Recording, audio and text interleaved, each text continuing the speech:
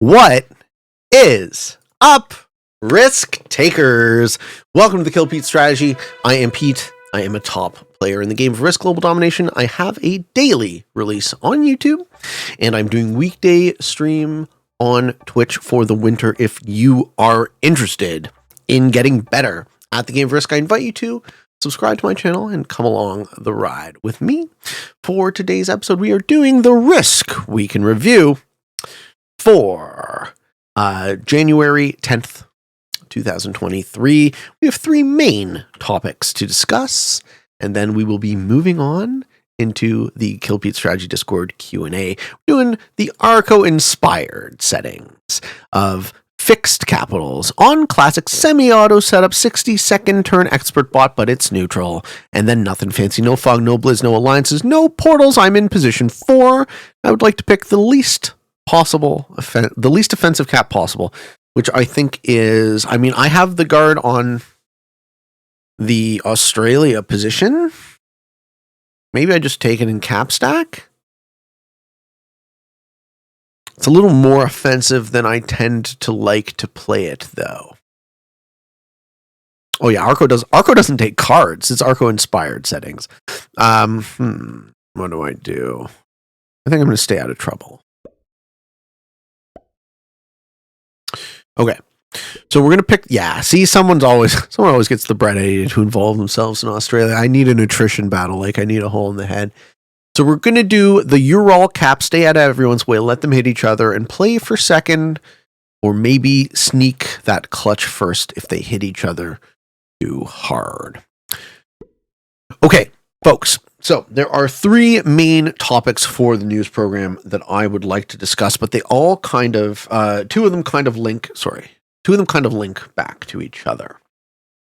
So I guess the first thing we'll start with is I have to jump through an awful lot of hoops to play ranked Risk these days. Please don't take what I am saying as a lament, because it certainly isn't. I'm beyond blessed to be in the situation I am, that I'm well known enough to have to hide my identity all the time. So there are 8 or 9 different things that I do when I play ranked to hide the fact that it's me, so that I can get a fair game, but also so that I'm not in violation of the fair play rules. The Risk fair play rules, we can summarize them succinctly with this maxim. If you have any outside means of communication with any other player in a ranked game, you are cheating. Don't do it. This means players joining streamers' lobbies are cheating. This also means that the streamer unknowingly is cheating. I go through all of these steps to make sure that I am not at risk of violating these fair play rules. And my good friend ET is here, and we are going to have a conversation on this topic. So, I don't know, ET, do you want to call me on Discord? You can just do a private voice call.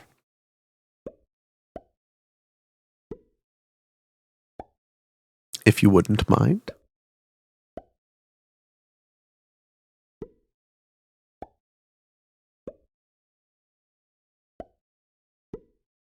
While I play a silly non-caps game.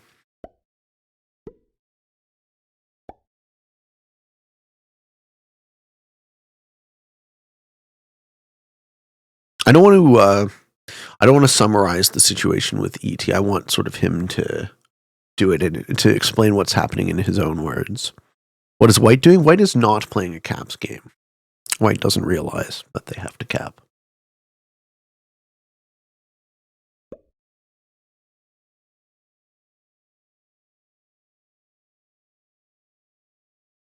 Yeah, it is caps. White just doesn't realize that yet.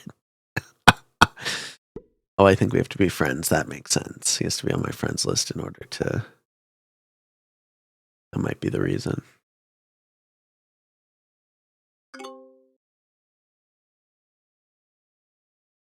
We'll figure it out. Yeah, so white has a weak cap off the bat.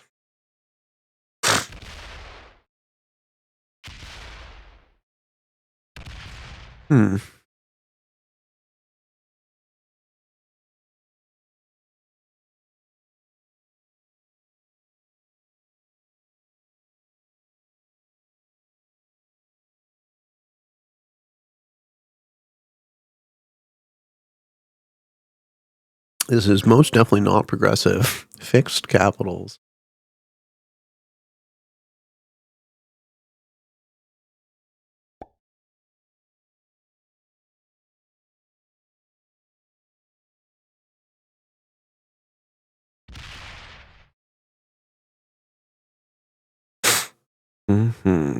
Okay, blue wants to be in the North America position. Red and purple are going to fight each other, probably to attrition, which is great, which is also why I decided to not involve myself in the Australia boondoggle.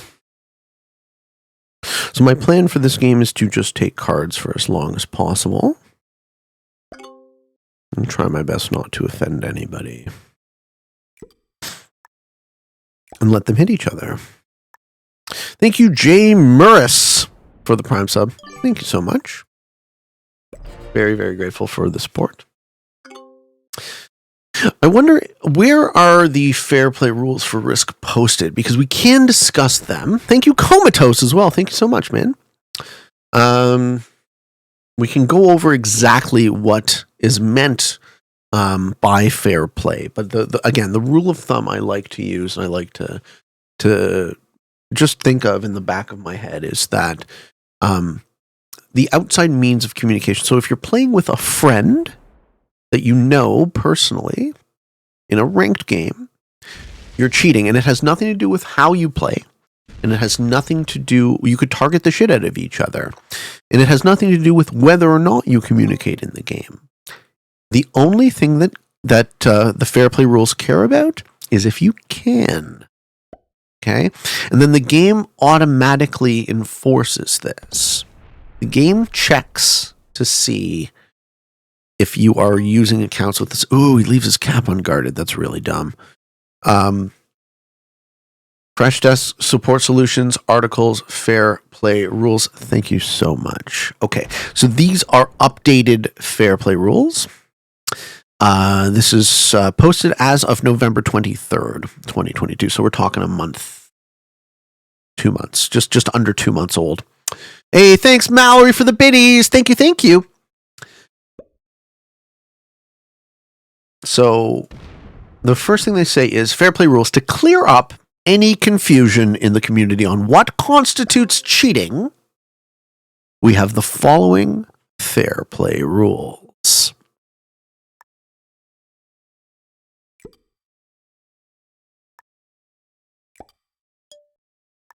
Get my card. Okay. Beep boop. Cool. Hacking the game in any way is considered cheating. Okay, that's good. Number 2, using multiple accounts in the same game to gain advantage over other players is considered cheating. Obviously, right? 2 of you and 1 of everyone else is quite an advantage. Number 3, playing with someone you know in ranked or casual public is cheating. Don't do it. Just don't do it. There's play with friends for that. Hop on the Discord, get a bunch of, post your code, post looking for game. You'll get people to fill your casual game. There's no reason to do it. Number 4, abusing a bug or glitch or knowingly encouraging abuse of these is cheating. Okay. Number 5. This one is very interesting to me. Creating a negative experience for other players by actions such as spamming excessively, refusing to end games, which is stalling, intentionally disrupting gameplay or delaying, or abusing a reconnection system, the scumbag bot out strat, is cheating. Don't do it. Did we just get a raid? Who's sending me love over here? Ash and Dust, thank you so much for the raid, man. Thank you. Appreciate it. These are rather uncontroversial rules. Yeah, I mean, look. That's the point.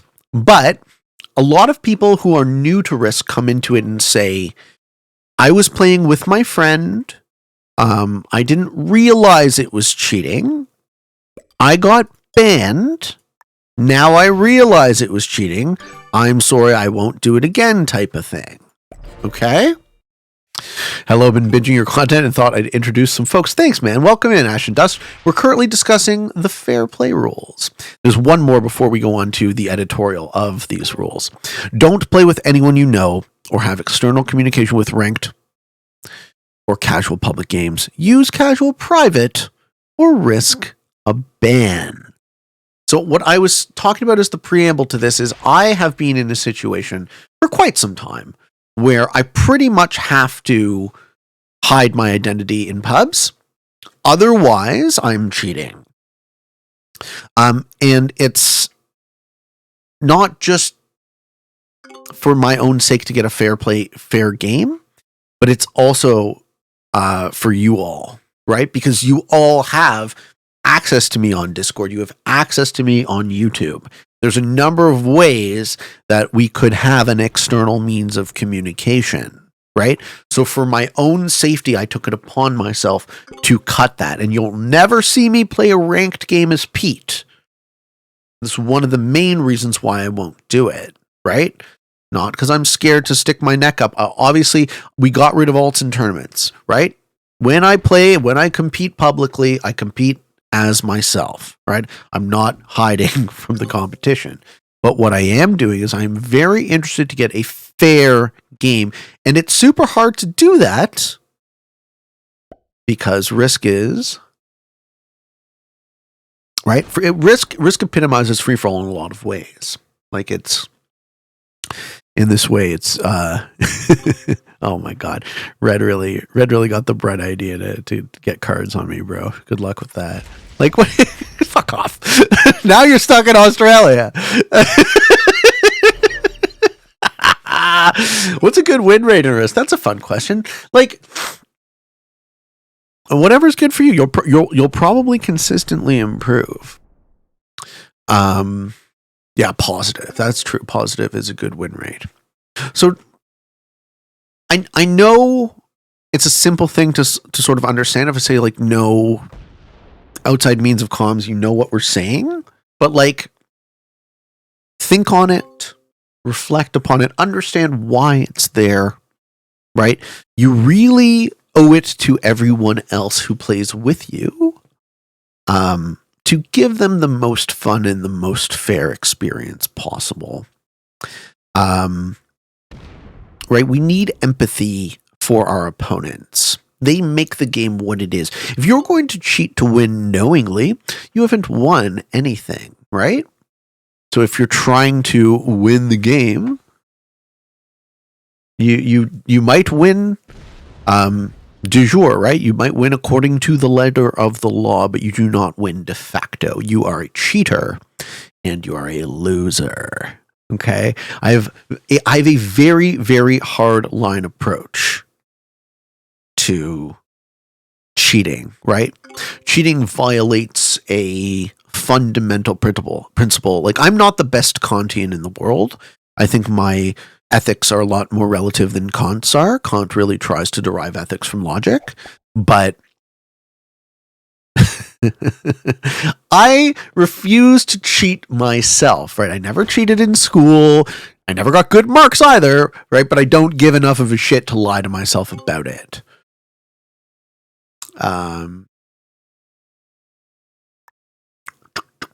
Okay.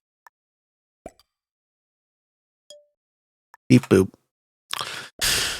So the corollary of this is getting back to what I was talking about. All the steps I have to go through to hide my identity in order to create television on the subject.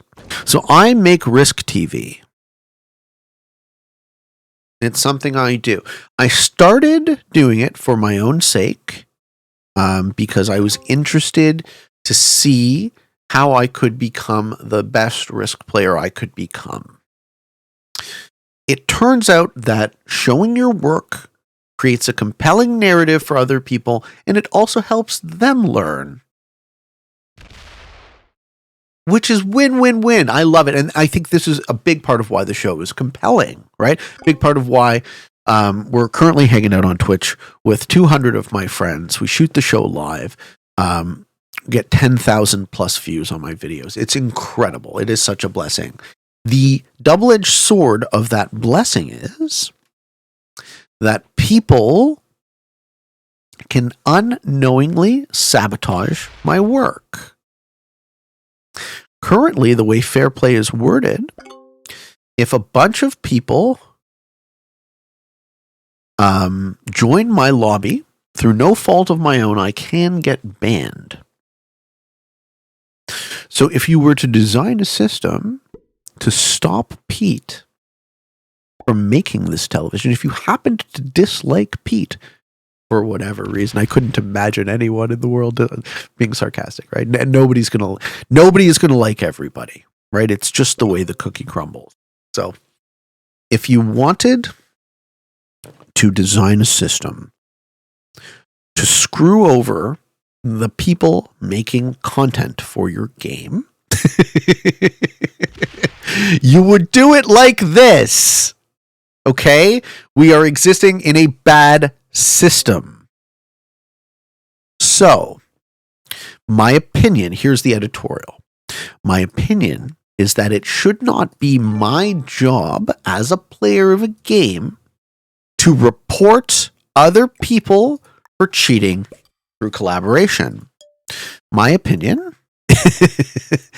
is that the game should protect me as a player from this. Okay? I've said this before, and I've said this again, and I will continue to harp on this.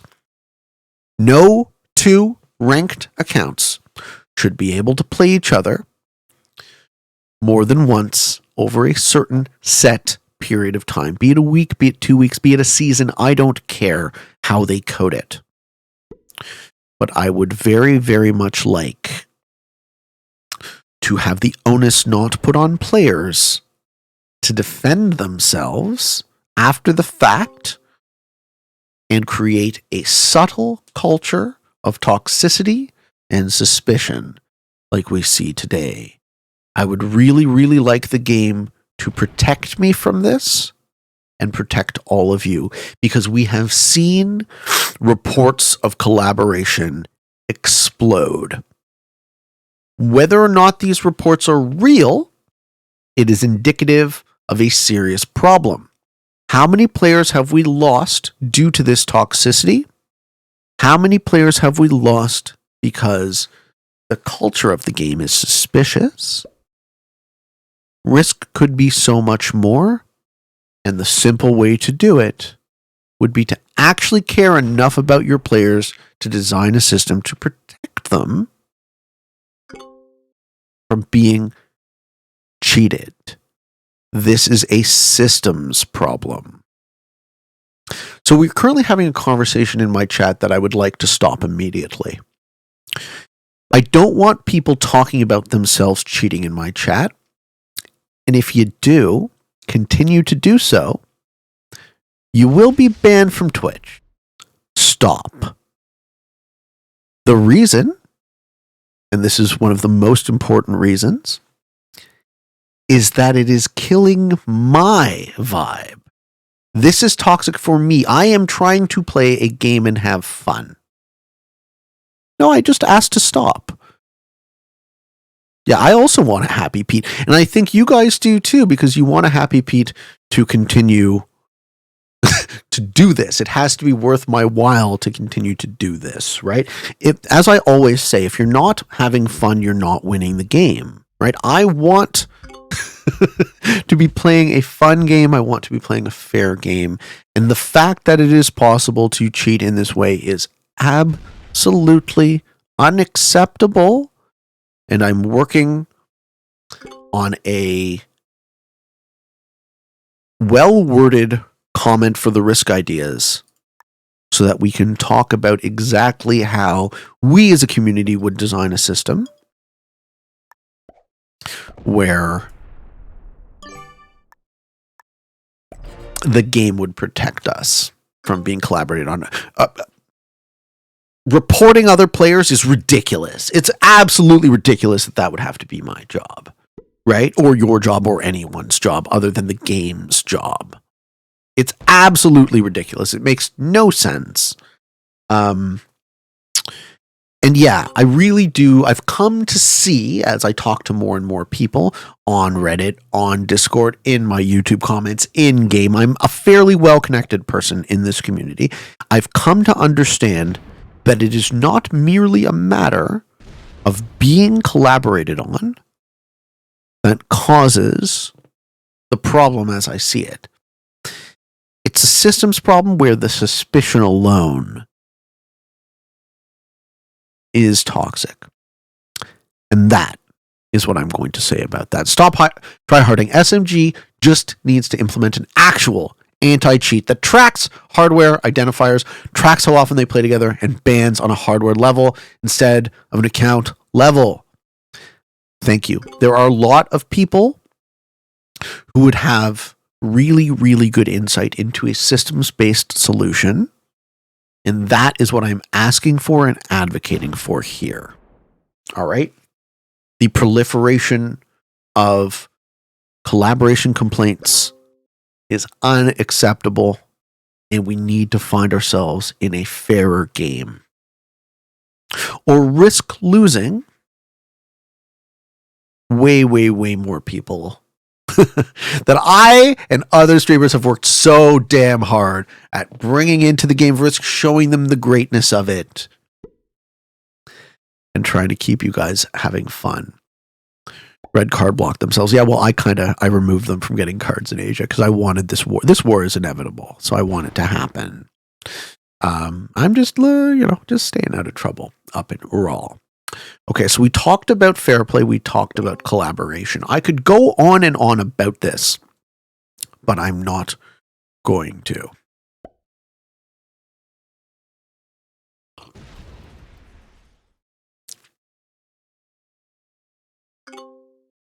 So what we're going to transition to now is a positive topic, and one that I'm very excited to talk about.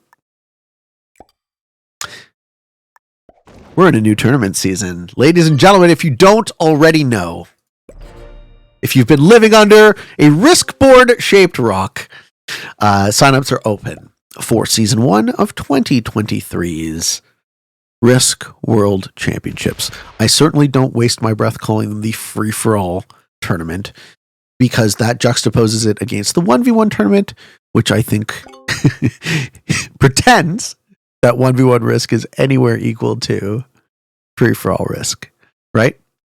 As I always like to say, the game of Risk is a free-for-all game, and then one component of it is your analytical technical skill.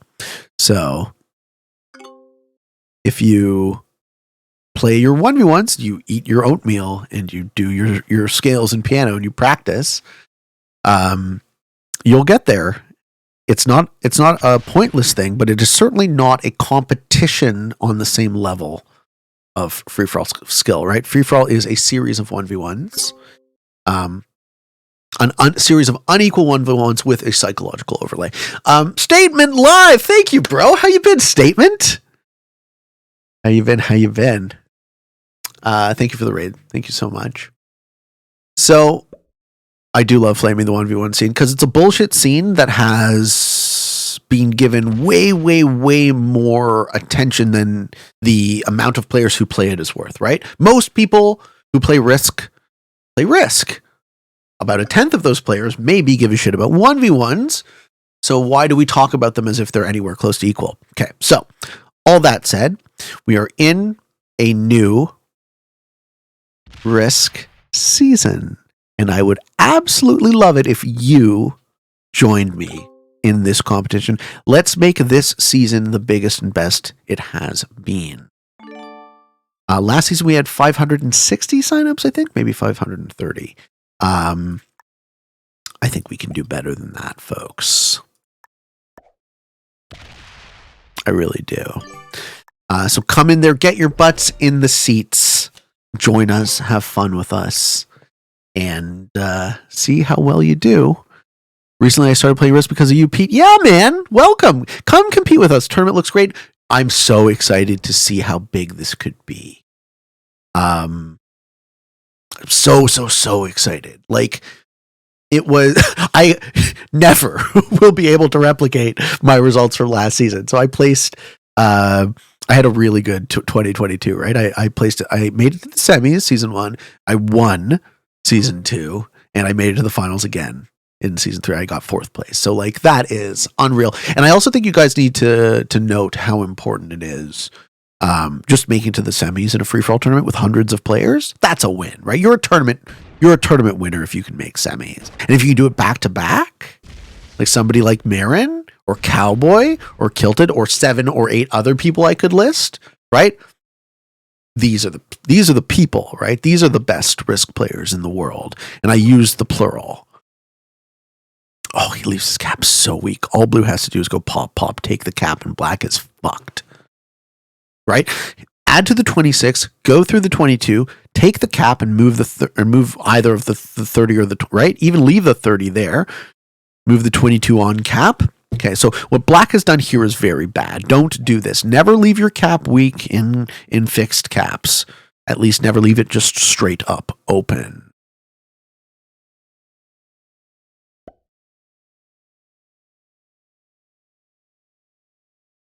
Nobody in this game seems very good. Yeah, well, that's the whole point, right? Good players don't play.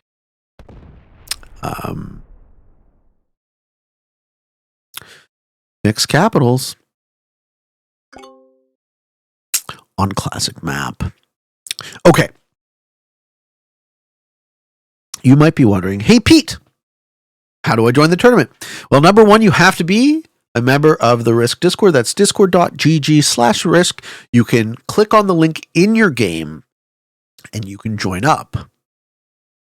Then step 2 is you go into the event announcements channel, which will be right up at the top.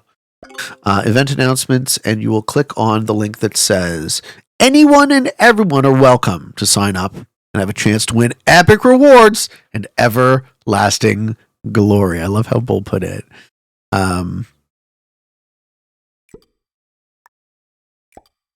going to let black hold because I want him to have extra troops to punch other people. Okay, so the link for the signups is this. I'll just put it in my Twitch chat. I'm also going to put it in the YouTube show notes. There's the link for the Discord. Thank you, Kuel. And there's the link to sign up. No, this isn't the Spud settings, Harold Lloyd. This is the Arco-inspired fixed capitals settings. So, where was I? Yeah, man. Also, I really enjoyed your conversation about Ray Union. I looked up the island, and I am thinking about it's Arco-inspired, right? Arco totally skips cards. So all I am doing is stacking on cap and getting a card. But I'm very surprised that purple isn't interrupting red. Okay, so sign up for the tournament. If you have any questions, there's a ton of event helpers. Bull is super active. He is the host of the tournament. I'm happy to answer your questions. As I said, I want this tournament to be the biggest and the best it possibly can be. We'd love to have you. We'd love to compete with you. Why don't you check it out if you're even curious? You'll learn something along the way, right? Don't expect, just enjoy the ride. There we go. What else can I tell you guys?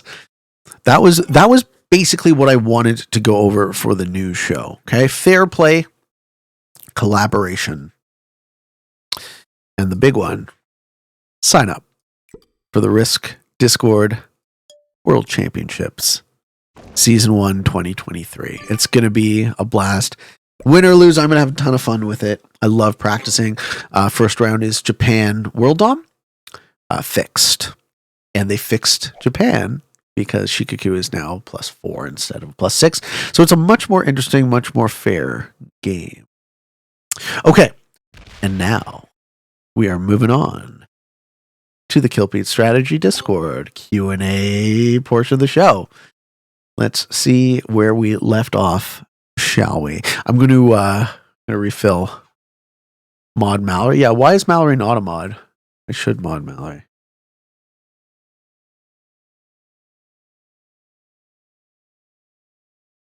You're down to help me out, right? Thank you very much, Mel. Appreciate it. Okay. Yeah, I'm just going to refill my cup of coffee. We'll move on to the Q&A question.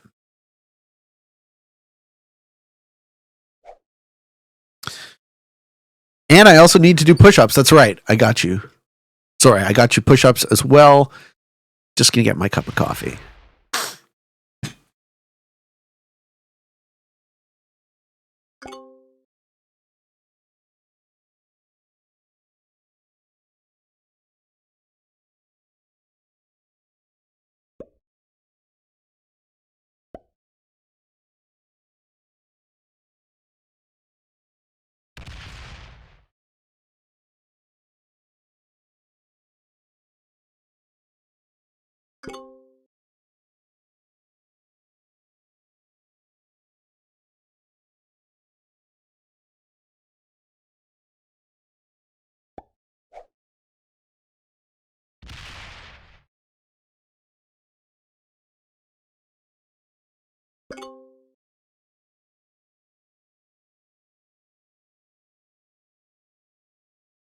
Dude, I so want to break that Europe, but I'm not gonna.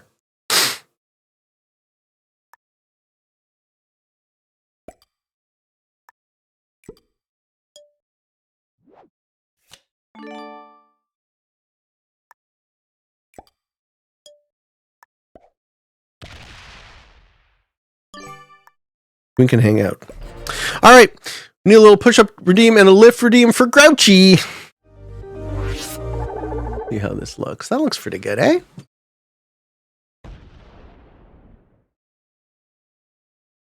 Do the push-ups.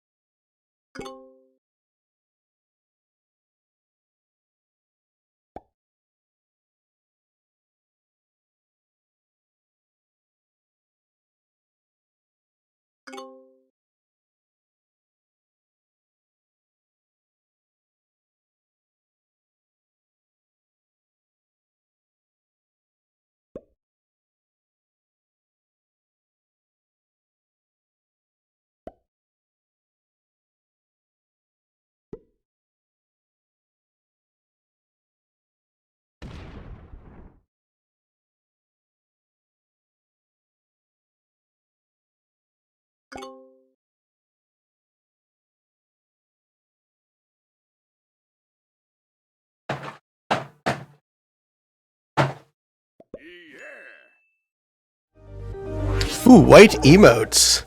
That's good to know. All right. JS Bearded, thank you for the Prime sub, man. Thank you. Why am I watching a Giga Chad doing push-ups? Because I figured, for those who don't know, I had to incorporate channel point redeems on the show, and I think sound alerts are the most annoying fucking things, and I hate them. Bear in mind, guys, I'm an old man. I didn't grow up with video game television. So I had to think about how to incorporate the interactivity with something that was authentic and meaningful to me. And one thing I came up with was, if I'm going to sit in a chair and play video games, we got to take care of our body a little bit. Feel free to follow along with me. Do some push-ups when you're, if you're in a little bit of a lethargic mood, hanging around, being sedentary, why not take care of yourself too, right? We can have it all. Okay. We have a question here from Justin. Pete, how do you explain your success with the 1.9 million views on YouTube? Yeah, that's just one video. We're currently at, oh man, I wonder what the views are.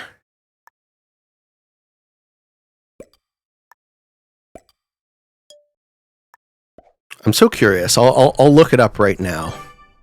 because I just want to share with you guys. Because you made this, right? You guys made this real. The channel currently has something insane. A lifetime total views of 12.9 million with 4.4 million watch hours. That's hundreds of years of people's time listening to me talk. Wow, right? Thank you. I can't even fully appreciate the numbers. They're that large. So I'm just super, super grateful. And we go with that. Why do I think that video was successful on its own? We're talking about Season 1, 2021, Round 1. I think the reason is it's classic fixed. It's a tournament game. I'm competing. I'm super hype. I'm also live, and I'm hype about that. And the last thing is I got all the secret strats from my little furry buddy, Reginald Gage. Let's see where Reggie's at.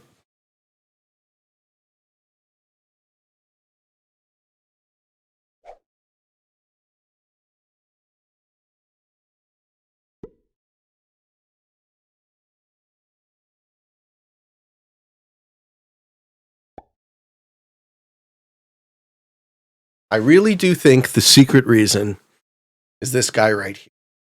The classic fixed Grandmaster, the original Schmopus boy, Mr. Reginald Gage.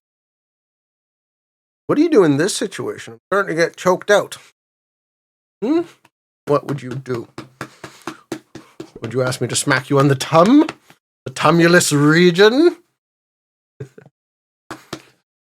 Anyone who doesn't get it, he loves it. He's grown up with me being a bit rough with him, but he doesn't hurt. He's very, very good with it. Okay. The highest quality Bumpus made in town.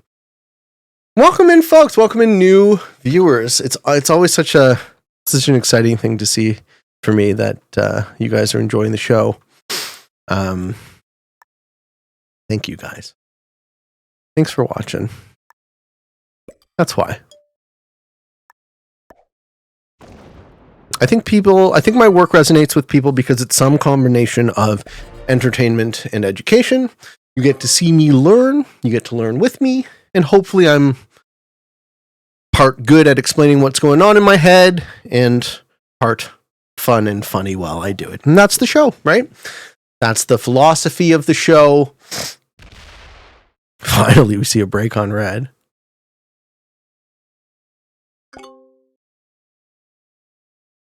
Okay. Crazy thinking that people watched you on YouTube alone for over 500 years of time. Isn't it wild? Like, I can't imagine. I can't imagine the time of people's lives that they would give to listen to this, right? So, one of my other favorite games, I play Jeopardy. I played GeoGuessr. I played Jeopardy daily for about a decade, usually while I ate dinner. Now I decided to incorporate it as part of the show. And Magic the Gathering has been on and off my entire life. And for about a decade before the pandemic, Magic was my main hobby. Physical paper Magic and EDH, Commander specifically. Okay, we're moving on to the KPS Discord Q&A. Starting with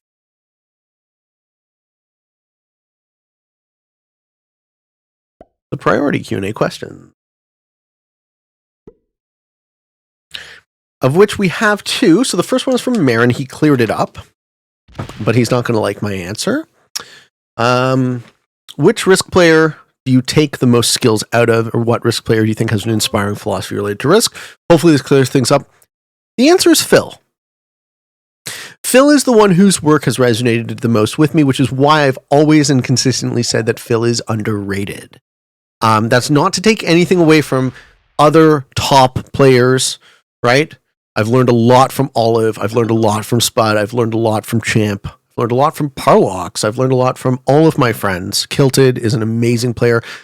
But I really, really find Phil's approach resonant with me. And that's why when he was so close to finally being monetized on YouTube, I was like, well, now's the time. We can, try and help him get that push. Just a little push over the edge. Okay, Commander Guy 3001 would like to know, do you think there is a universal definition of a top Grandmaster in Risk? And if so, what would it be in your eyes?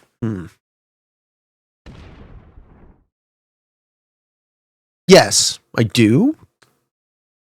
But can I articulate it? Purple decides, I would like a second Capital. Yeah, you're not going to like how the board deals with that. Purple will be the first to die by the looks of things now. So the universal definition of top Grandmaster, how would I... A top Grandmaster is someone who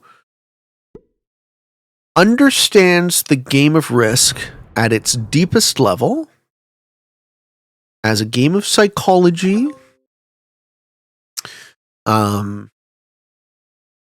understands the timing, understands the people, understands the technical aspect, continues to strive to improve, continues to learn, and meets with success in ranked and in tournaments.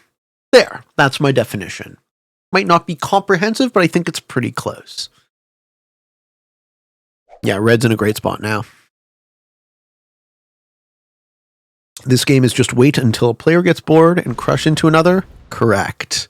Why do you think I'd choose to do it? For a news program, so I could yak, and not have to pay attention at all. And then he slams into green, so blue dies first. Okay, well, a free cap for the Peatman. Let's see if white takes it, because I'm fully taking that. Does white try and make it all the way around? He's going to try. No, because he can't get there. Peatman. Free cap. For the Peatman!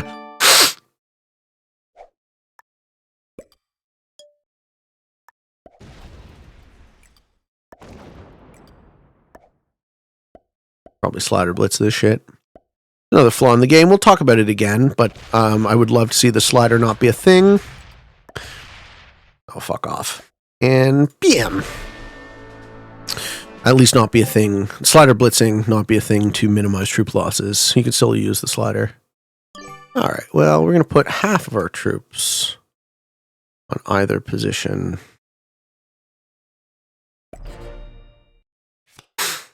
Don't need to kill blue for one card. But now I have a second capital. Why did I kill blue? Because he only has one card. I don't want to crush 25 troops for a single card. I sure hope red doesn't hit my cap. He's thinking about it. Nah, he just wants a card. Sounds good. I'm very happy with this. This is exactly what I wanted to happen.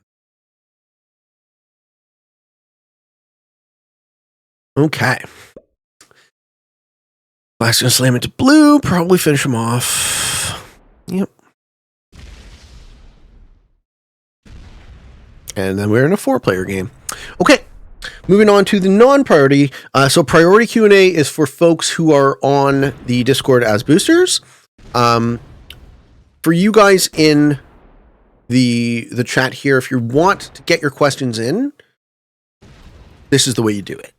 Kill Pete Strategy Q&A. I try and answer as many as I can. It's tough for me to get to questions on YouTube comments all the time. It's tough to get into depth. I only have so much time, and instead of just typing shit out, it seems that the best way for me to do it is this way. So here's how we do it. All right, let's find the next question.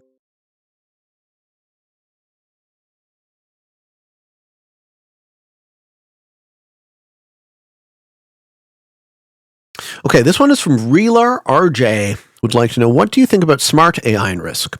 Should SMG create it? Probably using neural networks that would play at least as well as human players, but with diplomacy.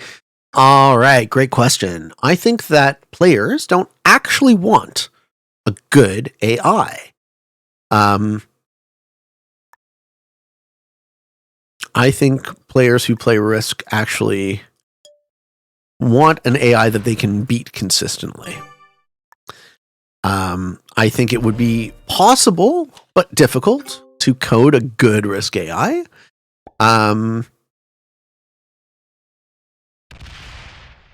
What else? As far as smart neural networks, that's not really something that's in my... I'm not qualified to speak about that. I don't understand enough about artificial intelligence to talk about it intelligently, so I just won't. But I think it's absolutely within the realm of possibility to create an AI that would play at least as well as humans. And I figure at some point you could create an AI that would play better. Like, I've often said that it's likely someone could create a Risk AI that would play like Pete plays. Maybe not now. Maybe play like Pete when he was new. So, like, to quote Big Height Song, entry-level Grandmaster Pete. Not top Grandmaster, so to speak. Okay. Next question is, what's your MBTI? So, Myers-Briggs, for those who don't know, MBTI stands for Myers-Briggs Personality Typing. Myers-Briggs is generally considered to be pseudoscience and not scientifically valid. So I am historically an ENTJ, which is E is extroversion, N is TI again. TJ, thinking, judging, intuitive. It's extroverted, intuitive, thinking, judging.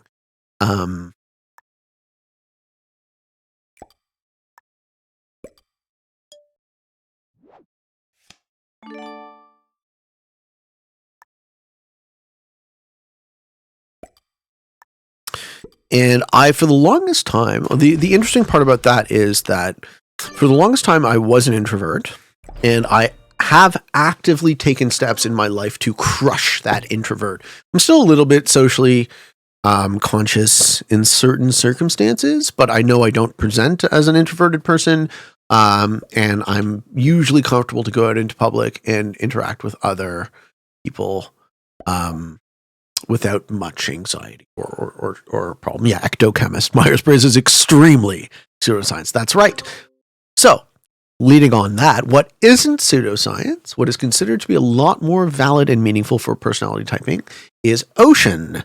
Big 5 personality aspect scale. So Ocean measures 5 dimensions instead of 4, and it measures openness, conscientiousness, extroversion, agreeableness, and neuroticism. So simply put, openness is your creativity dimension. Conscientiousness is your administrative. So conscientiousness measures industriousness, how hard you want to work. And orderliness, which is where I fit in. The loudest color of my personality is I am a max orderly person. So I crave order, and I find intrinsic satisfaction out of bringing order to chaos.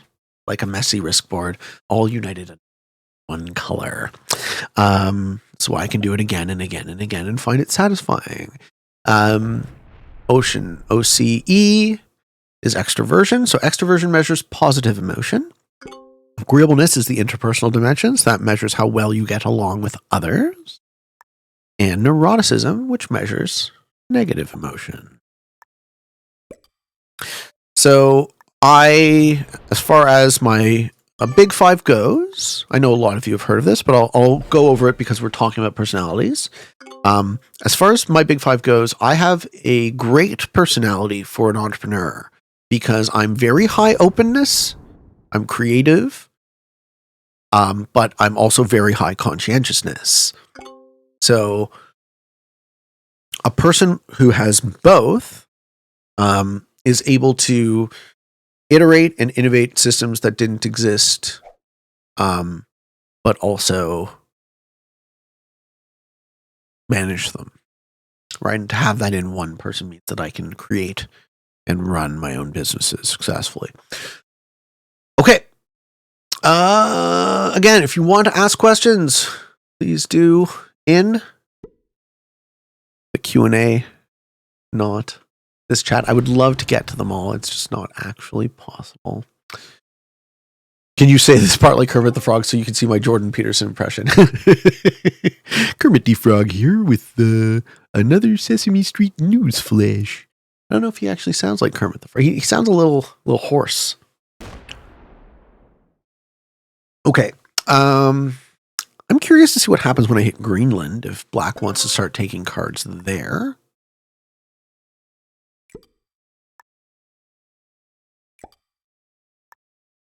Or if he's going to let me start choking off my capital. Okay. The next question is from Sinxer. Sinxer would like to know, has Risk reached the point where it has developed a meta strategy where you have game setups similarly to where League of Legends has reached meta champions? I don't know what that means, but there's a lot of meta strategies for Risk.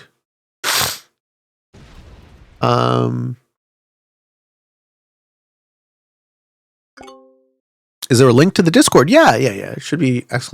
Discord. Yeah, there you go. That's my Discord, guys. If you want to join us, we'd love to have you. Looks like nobody's interrupting Black, so I don't think we see Pete win. But you never know, these people do get bored.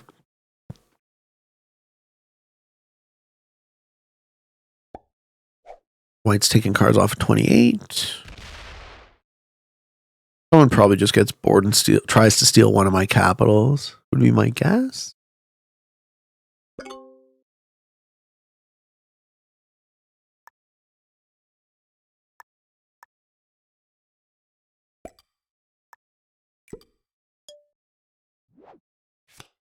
Force trade the Joker. Hate it. Hate when that happens. So meta strategy. Can anyone answer this? Like, what is a meta champion in League?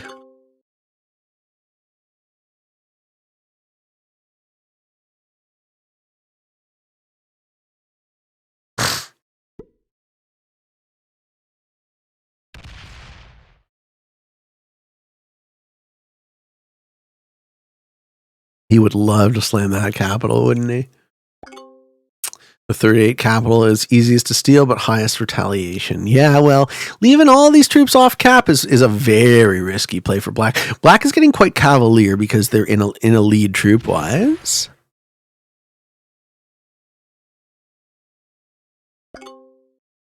I'll work on North America and see if anyone is dumb enough to let me hold it for free. Currently playing League as I watch the stream. Cool. So what does a meta champion in League mean? Hey, thank you, Fame Assist, with the Prime sub. Thank you so much. Certain champs are obligated to go certain places on the map due to the meta. It's like a meta character that will be picked or banned. Oh! No, Risk doesn't work like that. No, Risk is like a lot flatter. There is... I was talking to Cosmic about this the other day. So, once you are a top Grandmaster, your skill acquisition and improvement is asymptotic. So if you guys don't know what this is a geometry term that I'm adapting as a metaphor for Risk. So the asymptote is the way you would plot a curve. Check this out. Where it is infinitely approaching the line, but never quite reaches it.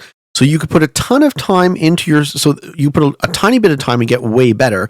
But then as you start approaching the line, you can keep putting in more and more and more and more time, but you don't really get all that much better. You never quite reach perfect. There's no such thing as being the perfect player. Red is not going to let me hold North America. I don't care. I don't really stop him. Yeah, fine with me. I don't care. You guys will hit each other because you are holding things of value, whereas I am just sitting on capitals.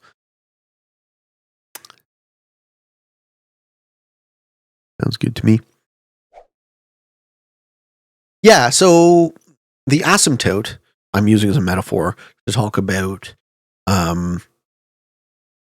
we never get to perfection. There's no there. We're always approaching the line. We're always getting better, but the returns diminish progressively in a predictable way. Ectochemist says that's how the skill curve goes for any well-designed game. You want the game to be easy to get into, represented by high skill acquisition early, but possess infinite layered depth. So in this case, the reason Risk does that is because the infinite layered depth is the psychology of your opponents. So the better you can read your opponents, like the top classic fixed players, know all of the strategies, they've seen it a bunch of times, but also they know people very well and they're leveraging their empathetic skill, which is kind of where I shine, right? Like, I'm actually not all that great in terms of technique. I'm a mediocre grandmaster in 1v1s. But I think my free-for-all skills shine in the sense that I am really well able to get into the heads of my opponents and understand basically where they're at and what they want. And when I'm not able to do that, you guys will notice I lose games. So my inability to successfully predict often is the impetus for a loss. And I missed the sub by Mustard. Thank you so much, Mustard. The Mustard. Thank you so much. I appreciate the support.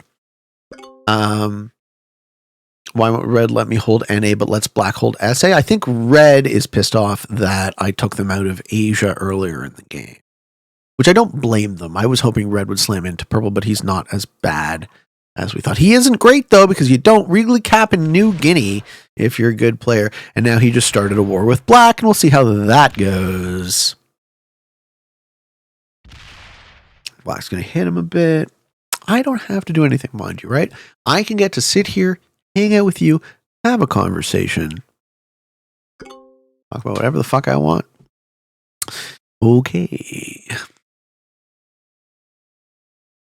Thank you for the great entertainment. Enjoyed hours of your content on YouTube when I was sick last summer. Yeah, you're one of the hundreds of years of people listening to me. Somnus Hermeticus. Oh, what is that? That's Latin for something sleep. Somnus Hermeticus. Something dream?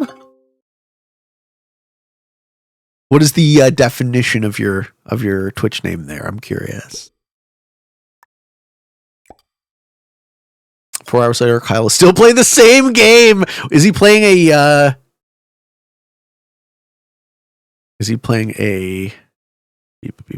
No, we do that. Play with friends?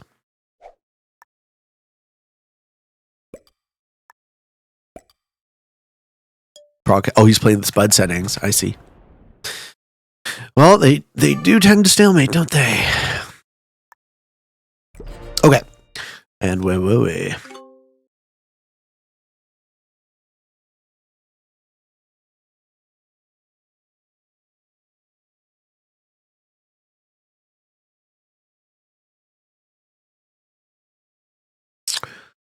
Okay, we're talking about personality. We're talking about meta strategy. We're moving on into the next question, which is from Parlox. Okay, great.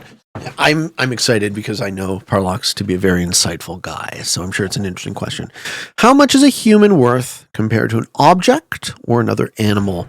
If you had to choose between killing one human or one cat, which one? What about 100 cats? Yeah, it's a good thing that I am not responsible for any major ethical decisions.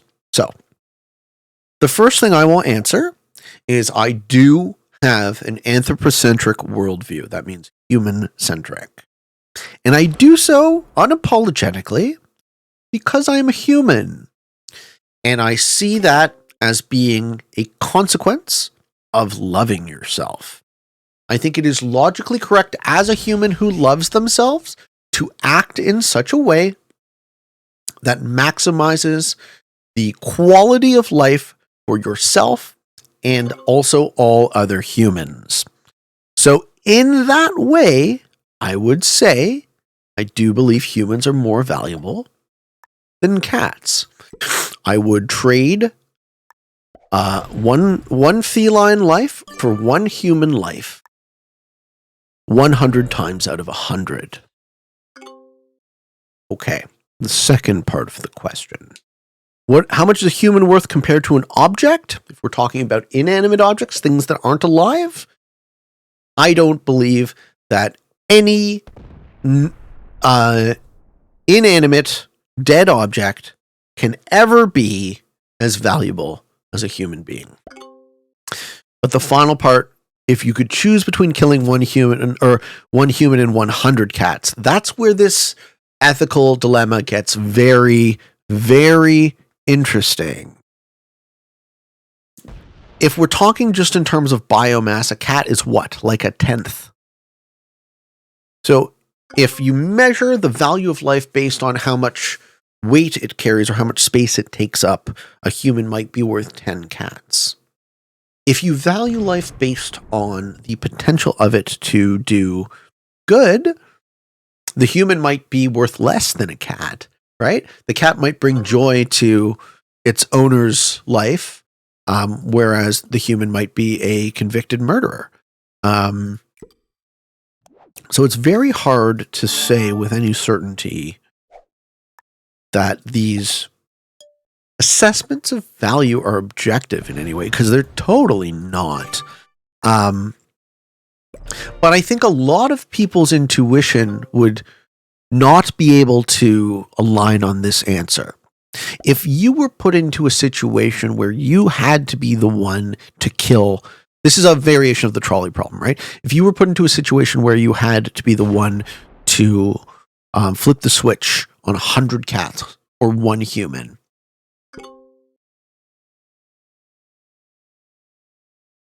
I mean, I know I wouldn't be able to make that decision, right? I'd flip the switch on myself.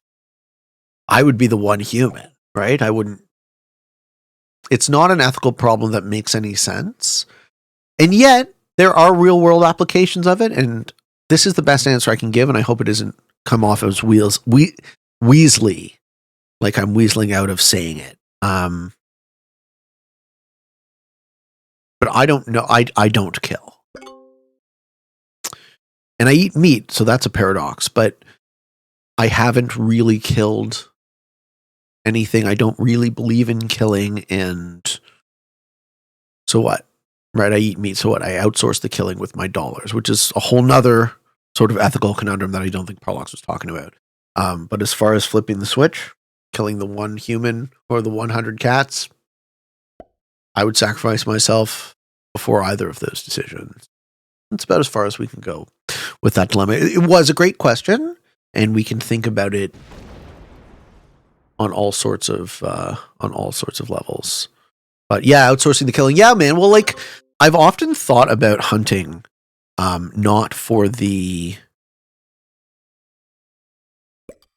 joy of it or the sport of it, but more for the, if I'm willing to benefit from death, right? If I'm willing to eat meat and enjoy the experience, perhaps the only way to honor that is also be willing to do the killing. We shall see. I would kill and eat 100 cats so they didn't die in vain. Who are you, fucking Alf? All right, moving on. Blazin' A would like to know, hey, you said that caps is the best way to play free-for-all, but now, but can I ask? Okay, hey, you said that caps is the best way to play free-for-all now, but can I ask? A, is the optimum ranks to play depending on your level, or is it better to play with a mixture of ranks? Maybe it depends if you're confident that you should be a higher rank. Or B, is there any other viable strategies for growth, especially fast growth, as caps is known to be one of the slowest game modes? P.S. Can you ping/reply when this is answered? Answering on today's show. Cool. So the first part of the question is I exaggerated the circumstance. So World Dom is still viable for top 50. Zombies is still viable for top 50. So we're not in a circumstance where there aren't viable strategies. I think the overabundance of caps players at the top might simply have to do with the fact that Caps does have the highest skill ceiling. So in that way, it is the best version of Risk, if you still think of Caps as Risk. So that's the issue, right? It's that the ranking system doesn't actually reflect the type of Risk that most people play, which is classic fixed. And it doesn't meet player intuition about what the top Risk player would be doing. I'm interested that Red allowed me to hold for any amount of time. How much does Black have? Black has 300 troops. See, we're not even all that far off, right? We're holding Africa all game. White only has 30 troops on me. This is a really hilarious game. I'm going to do all right. I think I'm going to get first or second here easy. Just by chilling. About a third of the lobbies appear to be Caps. Yeah, now. Because that becomes self-referential. Like, I ruined Progressive World Dom because I taught enough people how to be not good, let's say, but good enough to ruin its viability for rank. So the ranking system is still broken. Don't get me wrong. The ranking system is fucking bullshit. The best way to rank up now is to play 3-player Caps with bots. Cool. You're never going to fucking see me play 3-player Caps with bots on my show because I don't want to play boring non-games of Risk. But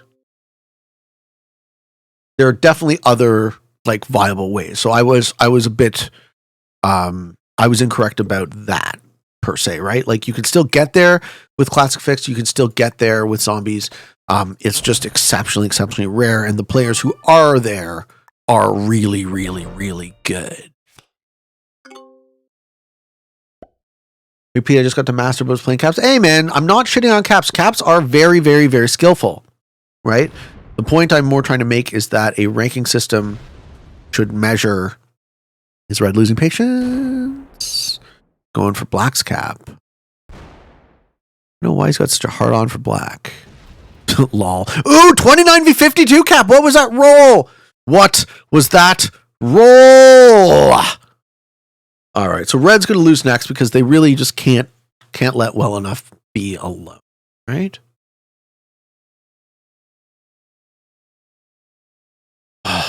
Okay.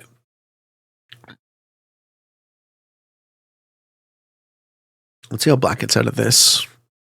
Let's see if he moves the 48 off onto the 114. Black now has no capital. He's thinking about what to do. Currently 30th, playing FFA World on Prague. I thought you said you played Classic Fixed. Good for you, man.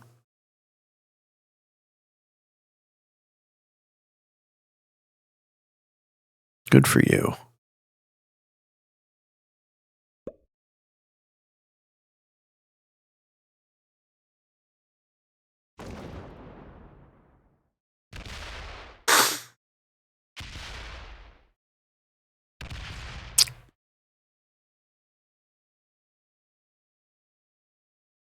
Black is going to retreat. Yeah, that makes sense. Black can consolidate and take Australia, but he's not gonna. He's gonna try and hold.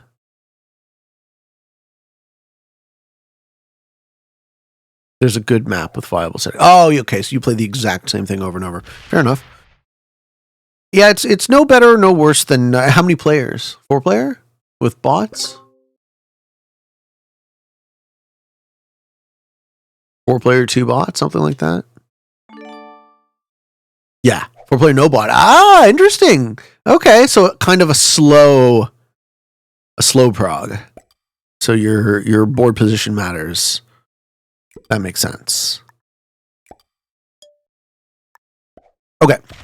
Where were we in the Q&A? Pete, are you familiar with Robert Anton Wilson? Some of the things you say have shades of his ideas, and I wonder if it's by coincidence or not. It's by coincidence. But convergent evolution, let's say.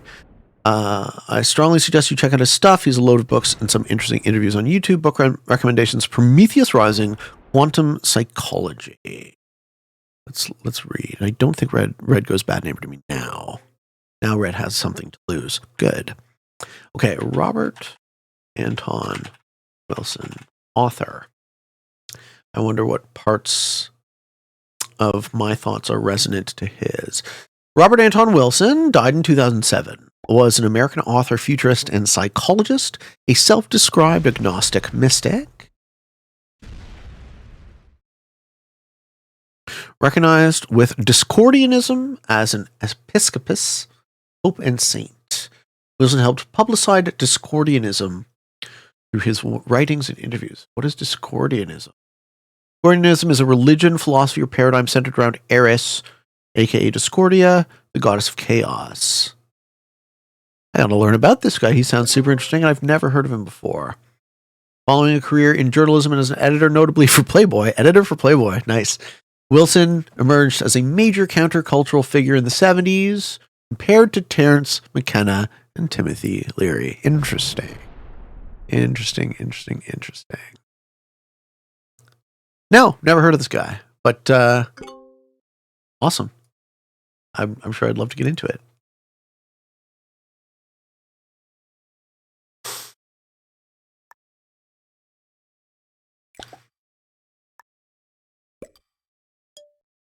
I don't know why he's keeping a 48 on Iceland, because I'm never going to break that front. All right, quick refill on the coffee.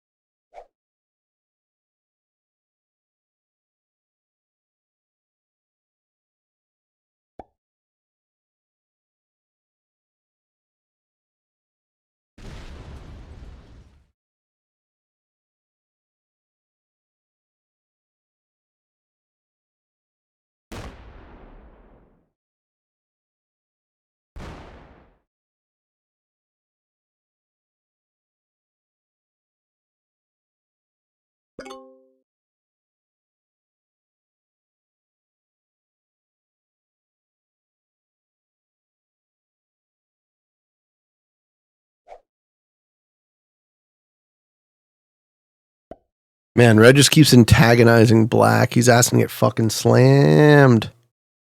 The slammage.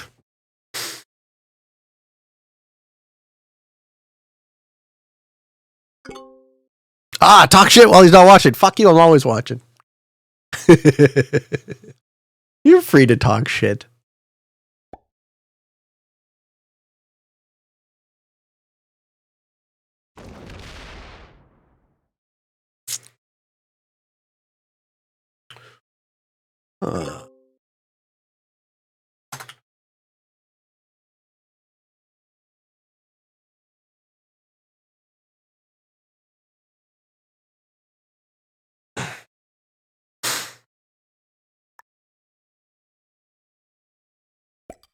And he finally depressurized the Greenland border.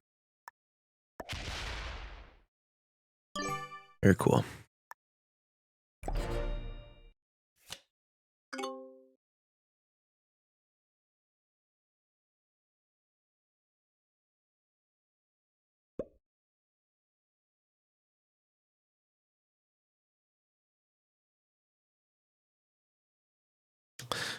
All right, ladies and gentlemen.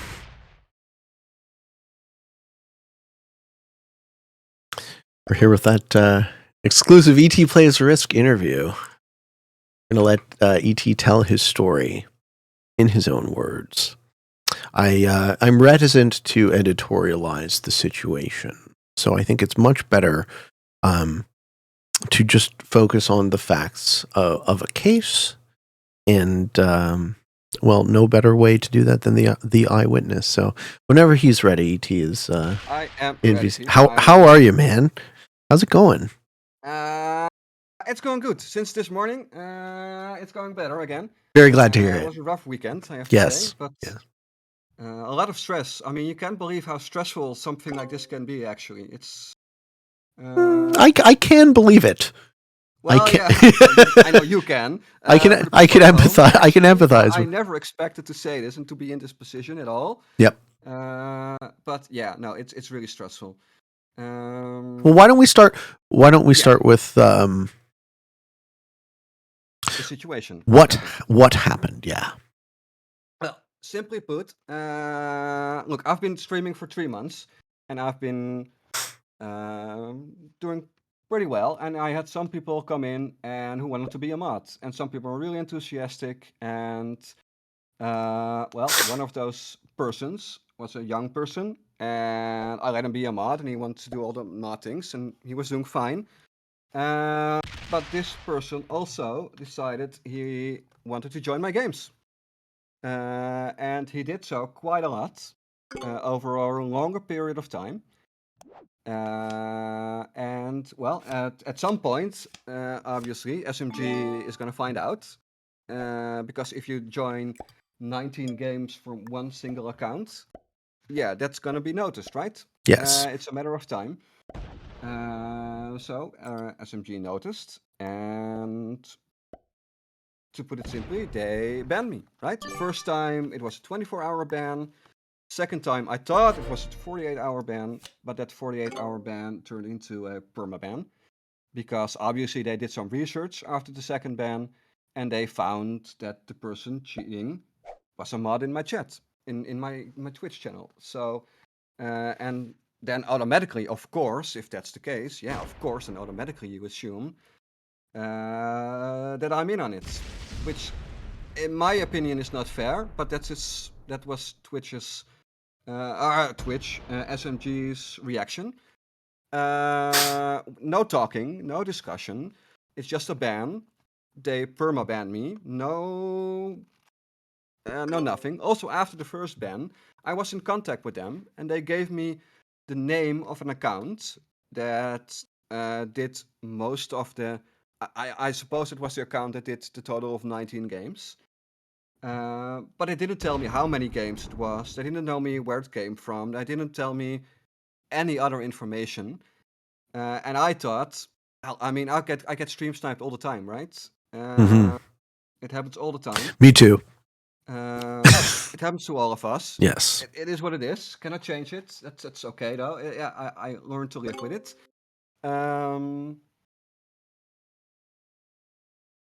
So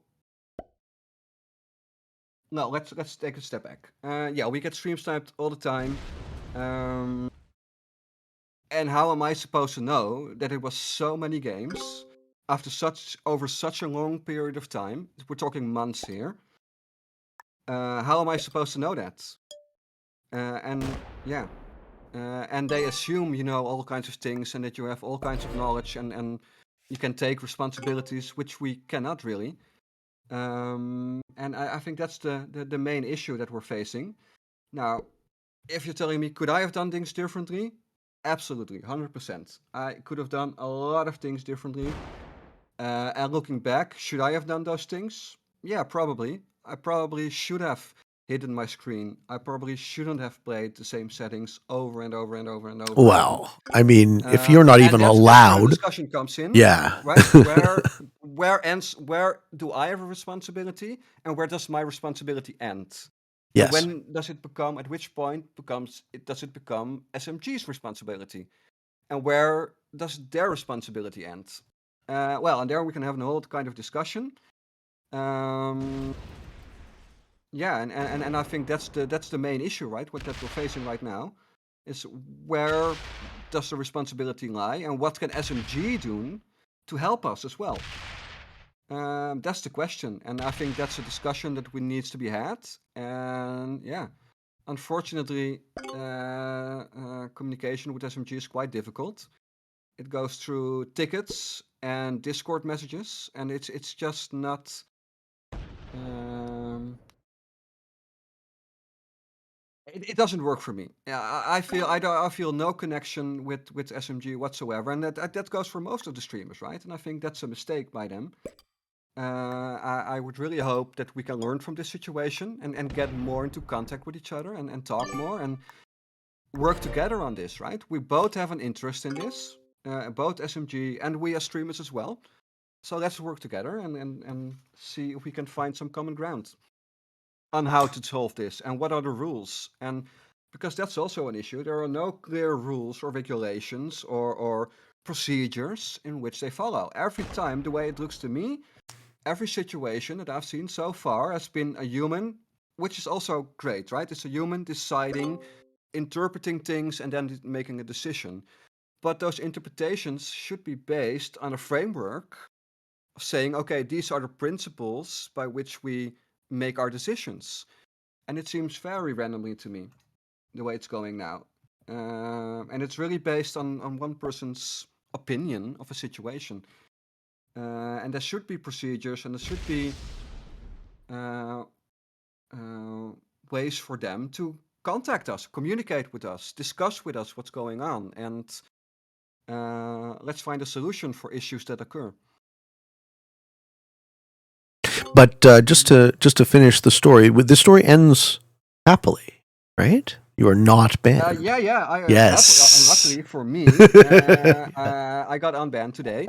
So Good. I played Risk from early this morning until the afternoon. Good. I made a promise to some people I would play some other games as well. So I did that this afternoon because I didn't think I was going to play Risk today.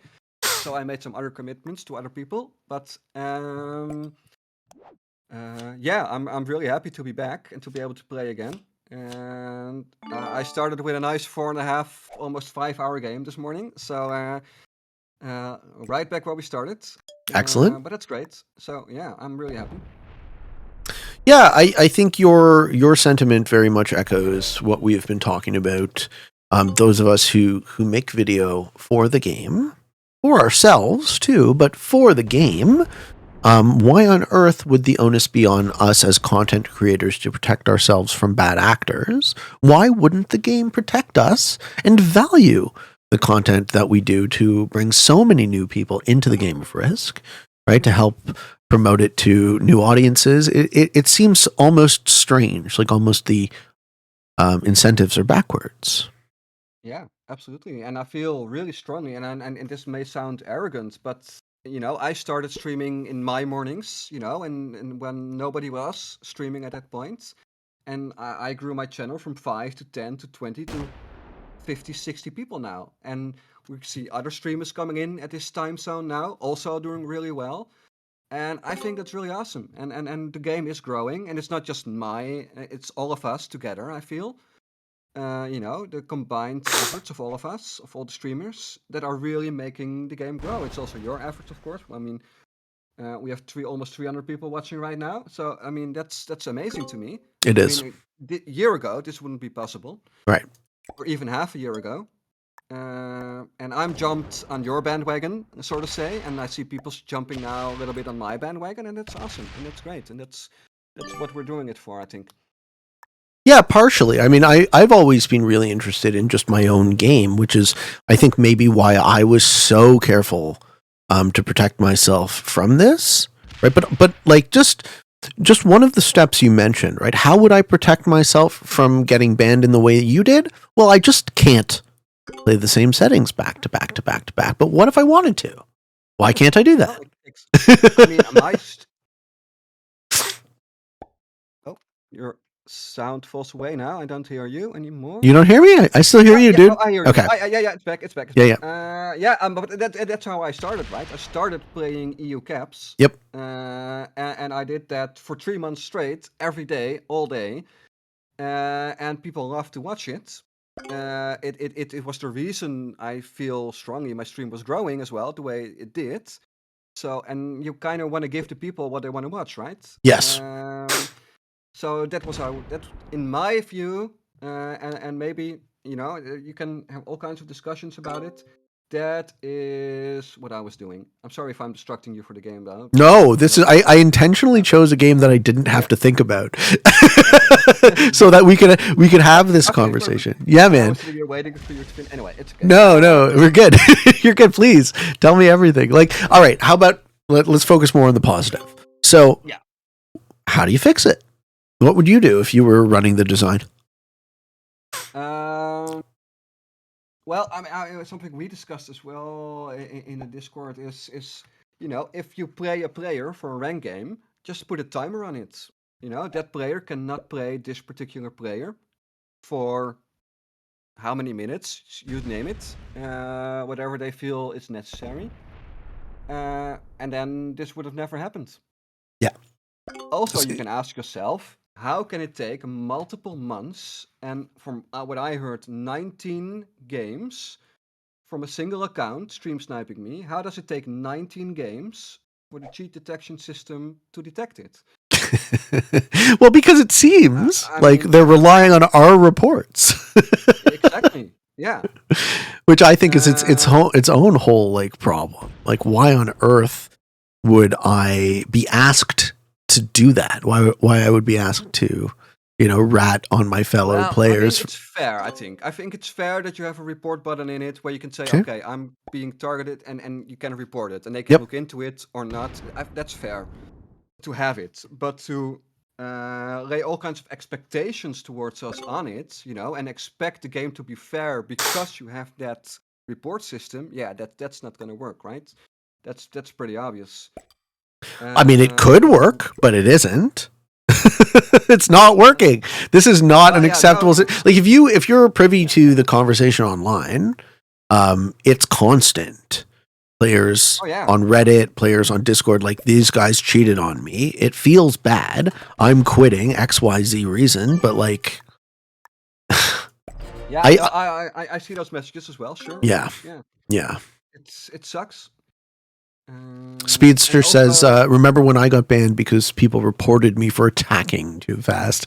Yeah. yeah, exactly. Yeah, ridiculous.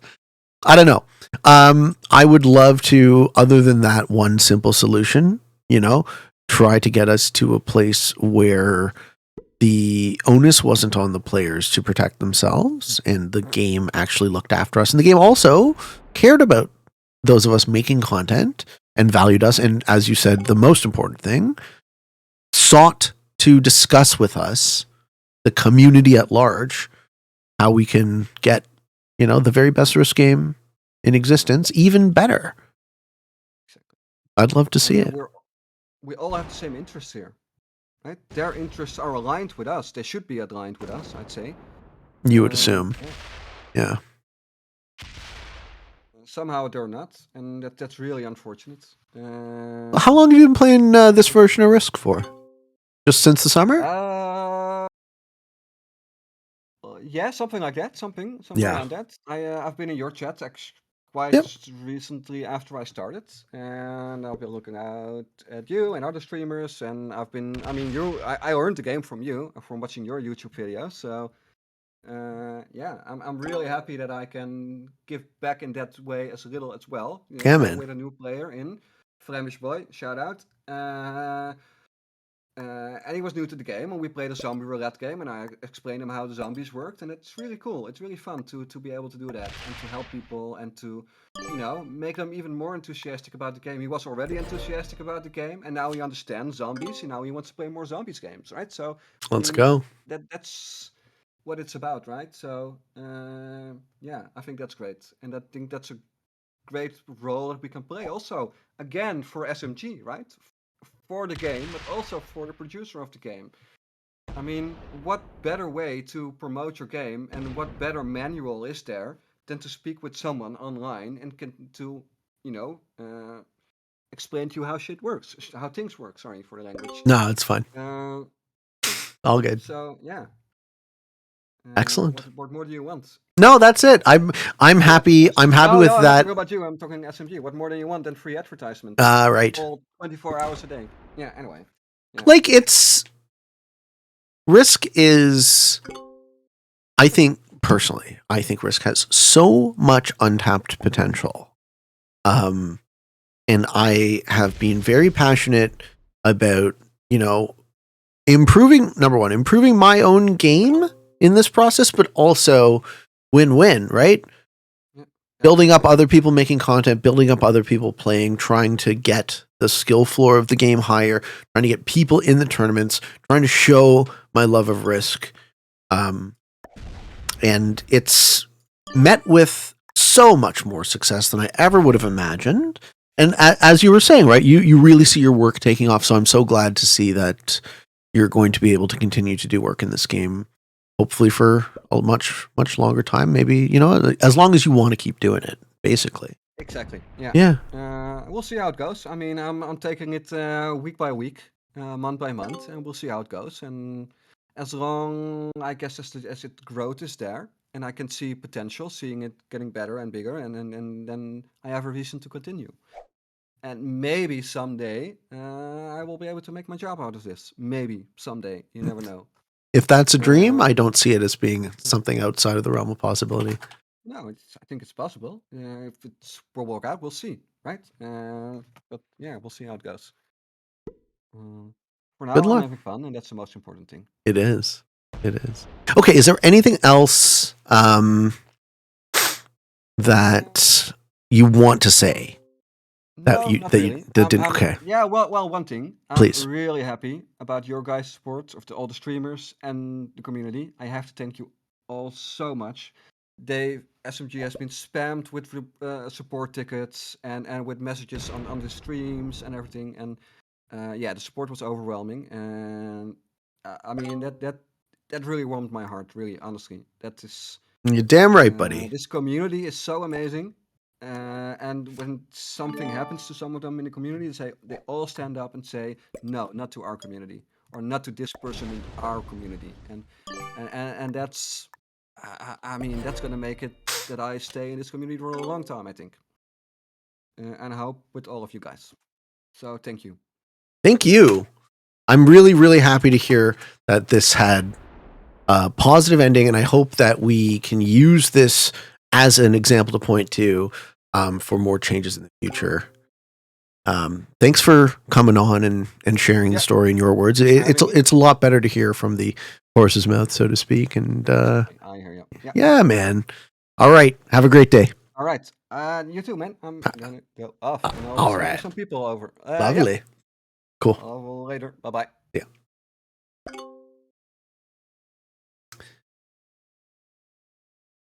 Well, there you have it, ladies and gentlemen. As I often say, I'm much less interested in spouting off and pontificating my own opinions as I am with trying to use the platform that I'm working on building to aggregate the consensus opinion, right? Build towards somewhere where we can say, this is what we want. And this is what will be best fit for the most people, the most fun. What is the best design system for the most people? And this is just my philosophy in all things, not just in this game. This is how I would like to see our world iterate towards a way where we can have collaborative consensus decision-making, distributed decision-making, instead of having power centralized in one person who is the final. Oh, I can't believe he hits black here. You're really, really trying to get slammed into, bro. Like, he's really asking for it. He's like, oh, man, I sure hope black suicides into me. So did SMG genuinely think they were punishing a cheater, or was it an automated ban that didn't get fixed? Okay, so bear in mind, the same account played ET enough times for the automated cheat detection system to get triggered. When it was noticed that it was a mod from ET's Twitch stream, they were like, well, this gets escalated to a permanent ban because of the amount we see, right? And you could very, very easily attribute a bad actor here. You could say, well, they were in cahoots, they had a plan, XYZ reason. But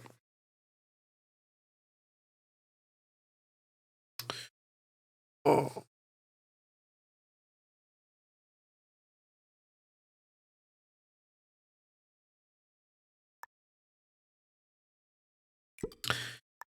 But I'm just glad that the story has a happy ending, at least short term. Long term, yeah, we'd love to see a design where the onus wasn't on players to certainly not advocate for themselves, but I think the cheat detection should be such that instead of detection, it should just be prevention, right? Why do I have to worry about two players teaming or one-player multi-accounting. It seems ridiculous.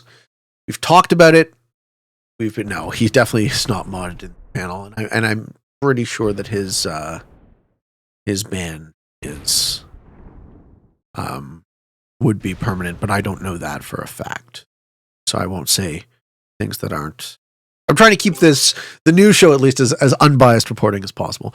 I cannot believe the audacity of Red to just keep picking on Black, as if at some point Black isn't just going to say, well, enough of this. The balls on this Red dude, I know, dude. I absolutely know. Could he have changed his name in game to prevent the ban? No, because changing your name in game, SMG doesn't care. He doesn't really have enough troops to take the cap back at this point. Let's see if we get the suicide finally. Do we see it? Just threatening. Yeah. Too bad, Black. I'd hit him if I were you. But then again, I wouldn't be you. I would have never left my cap weak like that. No, ET was definitely not aware. ET was definitely not aware. I don't think he'd have a leg to stand on in terms of an argument if he was aware. Okay. You got if you guys want to throw me anything more on this topic before we leave it, I'm just going to refill my cup, but we can talk about this for another couple minutes before I go back to the Q&A.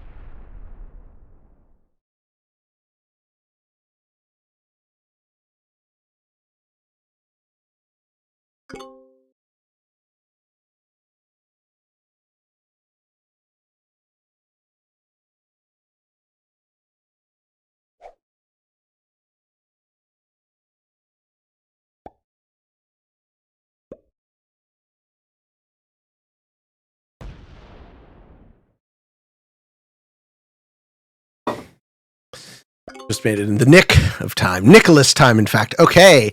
Black says, I'm going to fucking hit you. I like that. I like that positioning a lot.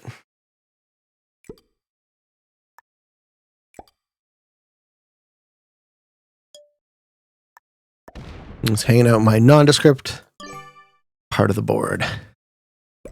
Okay. What do we got? So. Remember the names of people. It's pointless to even remember names of people you play with because you can just change it.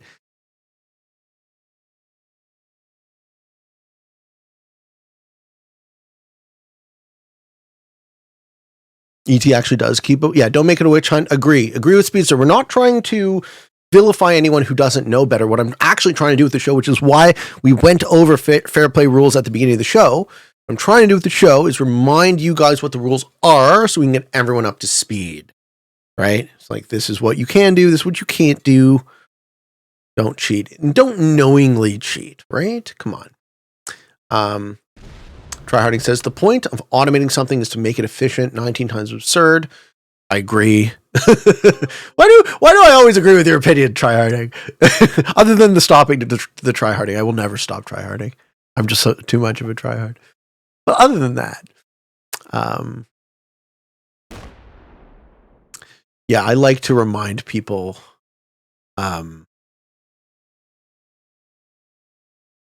not to join my ranked games, and please don't do it. But I also never put my lobby up. I don't play the same settings back to back. I change my fucking all my everything all the time, so it's really hard to know it's me. We try. But about the hoops I want to jump through, if I just want to sit down for 12 hours like Stove and play the same settings back to back to back, why can't I? Why shouldn't I be allowed to do that?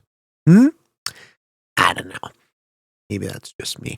Okay, I will do the friendly move to black here. Hey, thank you, Ralto X, for the Prime sub. Thank you so much.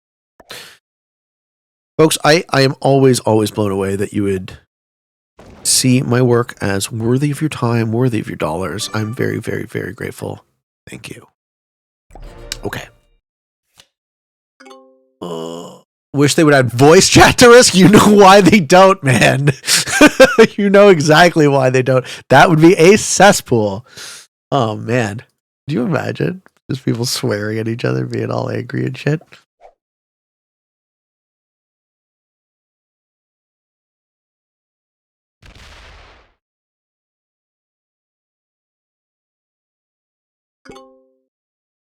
Okay.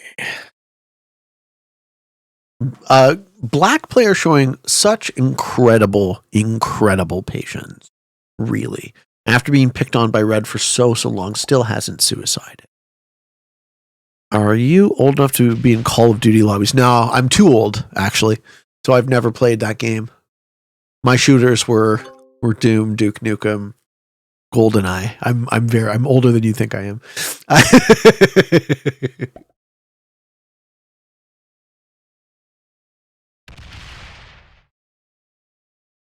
Pete is easy to detect. Just listen for the laugh when he takes your capital. Wolfenstein. Yeah, Castle Wolfenstein. That's right. I never played the Quakes. But yeah, that would be my era. Continuing to show good neighbor to black.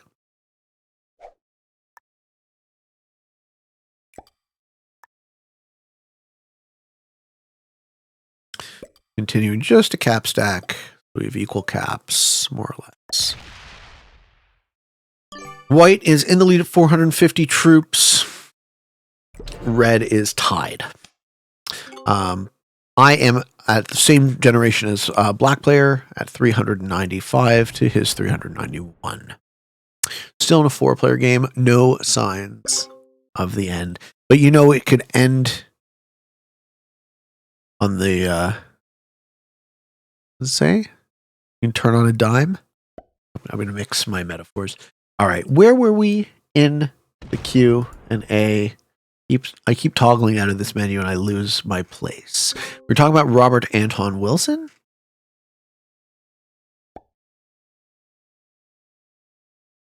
Yes. Okay. The next question is from Yuji. And Yuji would like to know, hi, Peteman.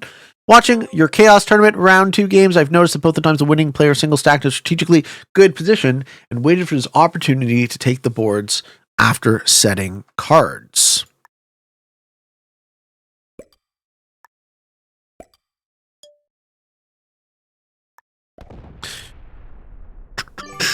Boop beep.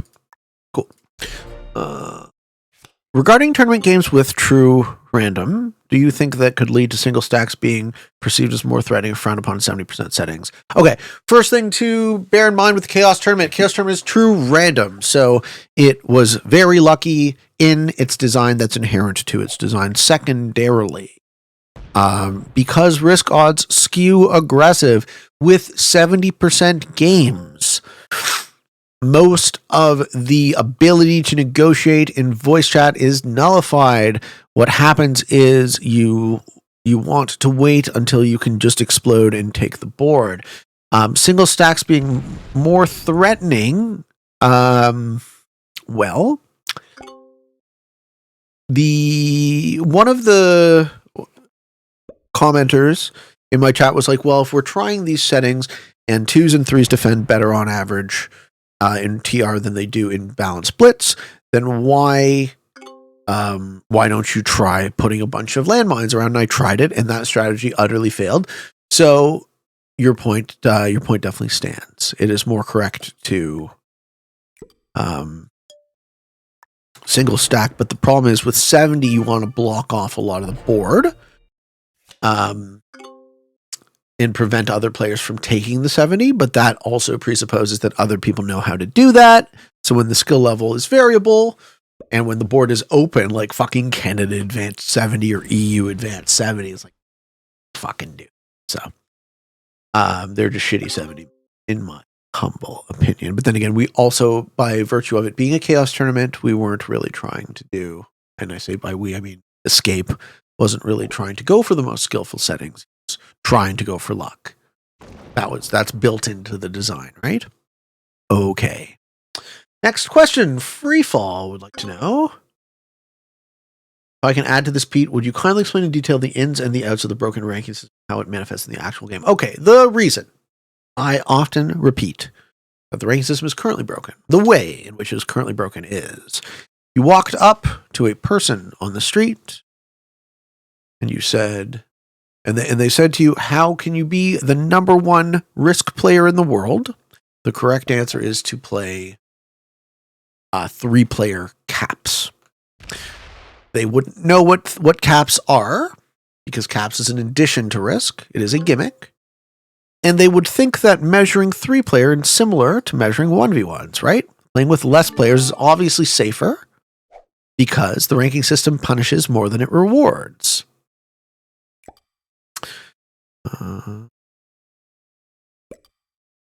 So, all that said, one would want a ranking system that rewards more than it punishes.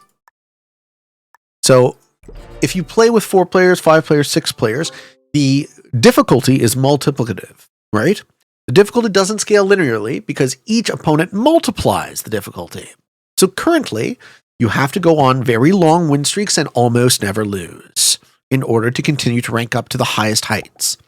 But that's ridiculous because any fair game of Risk that doesn't rely on extremely predatory settings wouldn't look like that, right? It would look like you sitting at the table with 4 or 5 other people of relatively equal skill, and just winning more often than them. So that would be how you would want the numbers to be massaged. And there are a lot of really smart people who can talk about exactly how the rewards function using math, and I'm not really a math mind, so I don't go there. But each opponent multiplies the variance. That's right. That's right. Kimmeloff, 1 minute delay on stream. I don't know, man, but thank you for the Prime sub. Or if you're delayed, maybe just reset. I don't have a minute delay up. For me, at least. Thank you for the Prime sub, dude. So much appreciated. I'll tack off this one, I guess. Yeah, this game, all of my opponents in this game showing remarkable patience. We could be here for a very long time. But that's okay. Sometimes that's just the way the cookie crumbles. Nuke says 6-player gives barely more points than 3 players, which is just hilarious, right? You're taking double, triple, quadruple, quintuple the risk, unintended, and you're getting none of the reward. So play the least amount of players. It used to be 1v1s. Now that's not, it's fucking 3-player. All right, take the least amount of risk possible, rank up, have your fucking cheeseball rank that doesn't mean anything. It is the way it is. Do you want the ranking system to be A, meaningful, and B, representative? Honestly, neither of those matter. What you really want a ranking system to be, in my opinion, is you want it to be the type of risk. You want it to be the hook. What is a ranking system for? It is to keep your players, right? We love to see our own game improve. We love to see that number as the indication of it.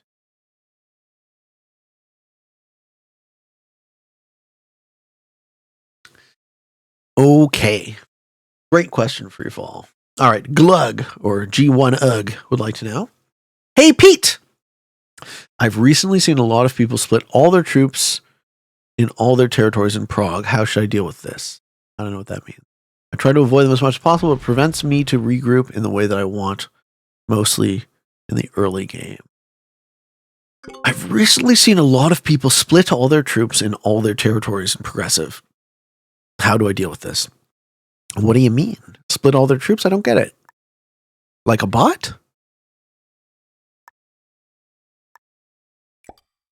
Why would you have a 200 stack there?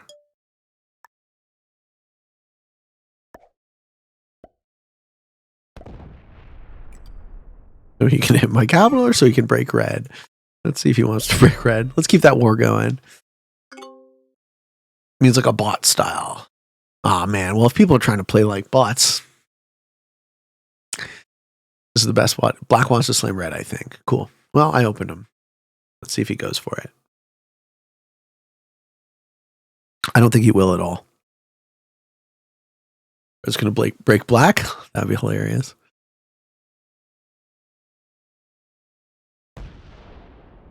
How do you deal with players splitting troops? I mean, it's prog. You just wait. Wait and pounce when the time is right. That's it. That's the only way you can do it. Kill's not profitable to make. You don't make it. All right. Black Sonder would like to know. Hey, Pete. You talked in the Q&A about sports and Olympics. Ooh, this is going to be a spicy one. I already know. I found your take on the subject to be really enlightening. My question is about... Please hit it. He's not going to hit it.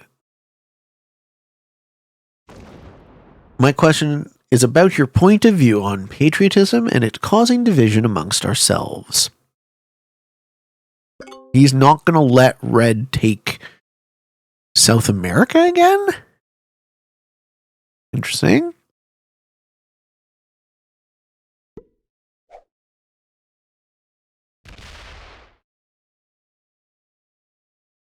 Let's see if Red pops the stack. He won't. Red's playing good enough to not pop the stack.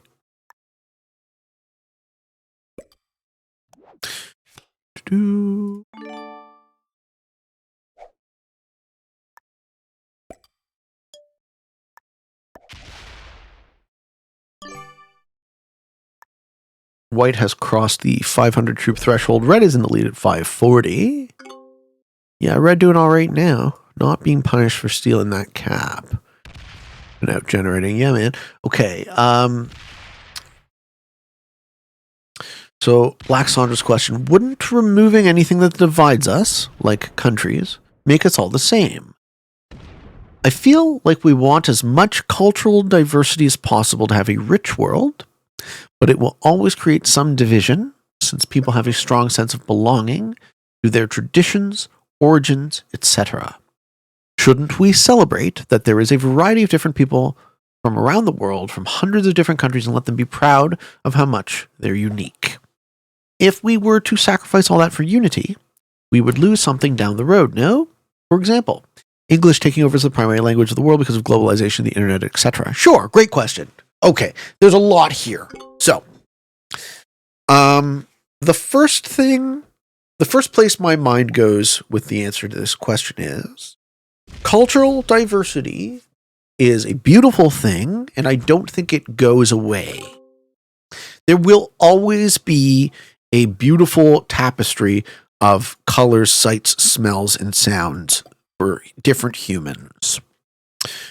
What I am advocating for, because human beings are powerful enough to control the resources of the entire world, and because we are powerful enough to destroy ourselves entirely with the invention of nuclear bombs, we could actually ruin our own climate for ourselves, right? We are powerful enough to kill ourselves as a species.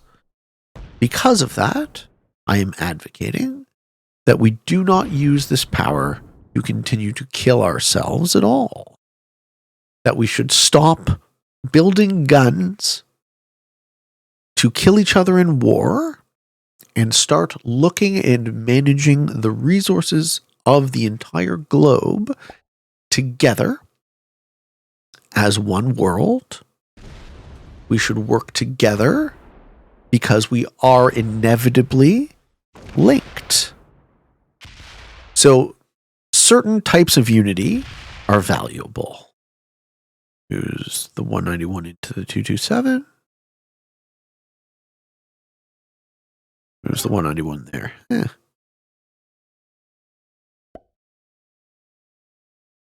I don't think there will ever come a time where different subgroups of human beings don't have different cultural values.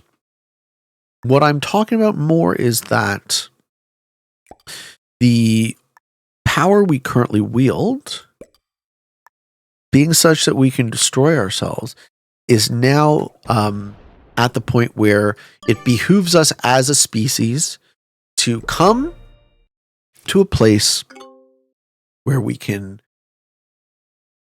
communicate about agreement on where we're going. We might never agree on where we're going, but we're going somewhere. This is the biggest philosophical... No, I'm not talking about utopia.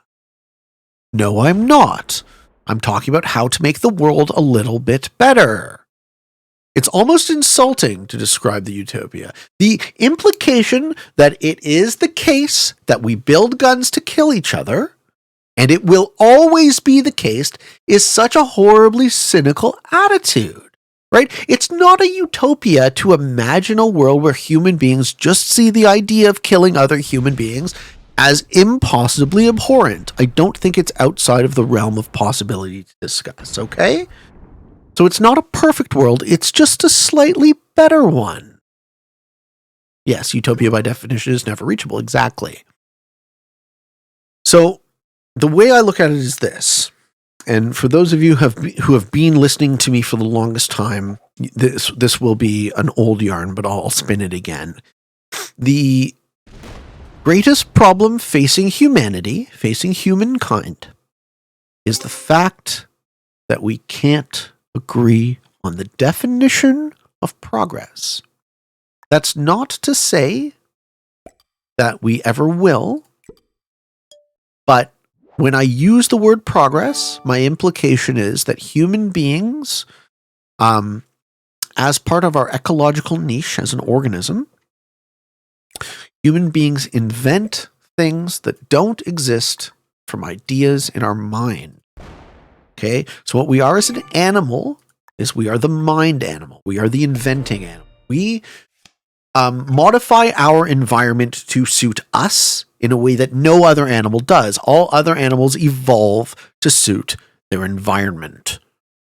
Okay, so because we do that, and because it is an inevitable consequence of our biology, we will be progressing to something.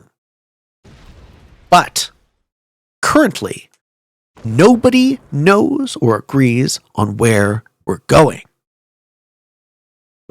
And because of that, the world is rudderless. We are careening forth into the future randomly. And I would love to be a part of opening up the conversation on a global level where we can honestly and critically discuss where we're going and why we're going there. And that's my answer to you, Black Sandra. I think it is inevitable that humans are progressing. I think our definition of progress is the most important thing that we should focus on, and nobody focuses on it. And I think that your fear or your concern with your question that it would lead to ultimate homogeneity is no real concern at all, because there will always be a beautiful difference of opinion and so many different minds, so many different cultures, new cultures coming into existence, old cultures becoming extinct, just like it always has been throughout history. And holy fucking shit, we got a 59-person raid from Kilted. Yo, Kilted boy, how'd you do, man? I heard you won your game finally, which feels fucking great. Feels great. Bro, I hate Europe Advanced. Lol, I hate it. How do you feel about classic fixed capitals? I got the ET interview in, so we had a chance for ET to discuss his situation in his own words. Well, yeah, look at this. You think your stalemate was bad. Look at this shit. Oh, baby, Whitster with the gift sub. Thanks, man. Thank you. So much appreciated. Grateful for the support.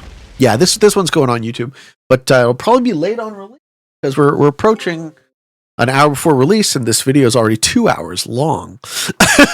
We got a lot of like great discussion though, so I'm really glad actually that this one's stalemated. We might actually, who knows how long it goes for? We might clear the list of Q&A questions. Who diggity knows? All right. Hope that answers your question, Black Sonder. Also, with any of these questions, guys, people keep throwing up these questions in my Twitch chat. Throw them in the Q&A. Give me more material to work with, please. I love the questions. They're so interesting to me. This is how I connect with you guys. Throw them in there. I want to answer them. I want to get to them. I want the interesting discussion, okay? I can't quite manage a Twitch chat that's moving this quickly and talking at that complexity. So the only way you're going to get it is if you post in the Kill Pete Strategy Discord Q&A. And we are just waiting for Red to lose patience because he's really trying to make shit happen. Okay. Alanon Bike, thank you for the Prime sub. We got 10 push-ups for the Don Jalapeno. We're going to throw down now. Here you are, Don. Donald Jalapeno.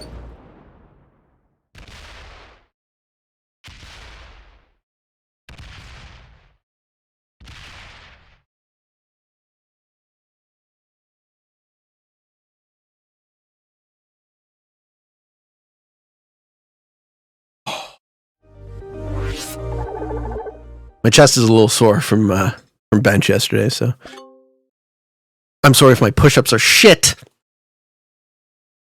All right, white player in the lead at 500. No, sorry. Red player in the lead at 572 troops, followed by white at 564.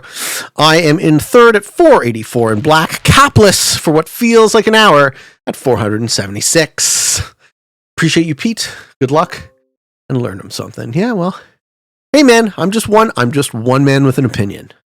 I don't pretend that it's right.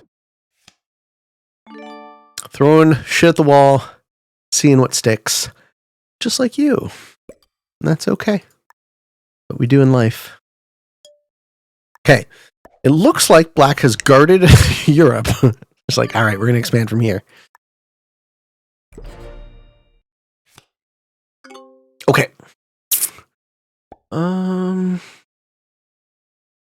G Hustler, hi Pete. I'm sure we're all curious to know how much cash you get on average from YouTube videos and Twitch stuff. Would you mind giving us an insight? Absolutely not. What a question. No. The revenue of this business is not business of yours. I am hoping that the revenue becomes something that I can live off of full time and also will afford me the ability to not have to sell my home.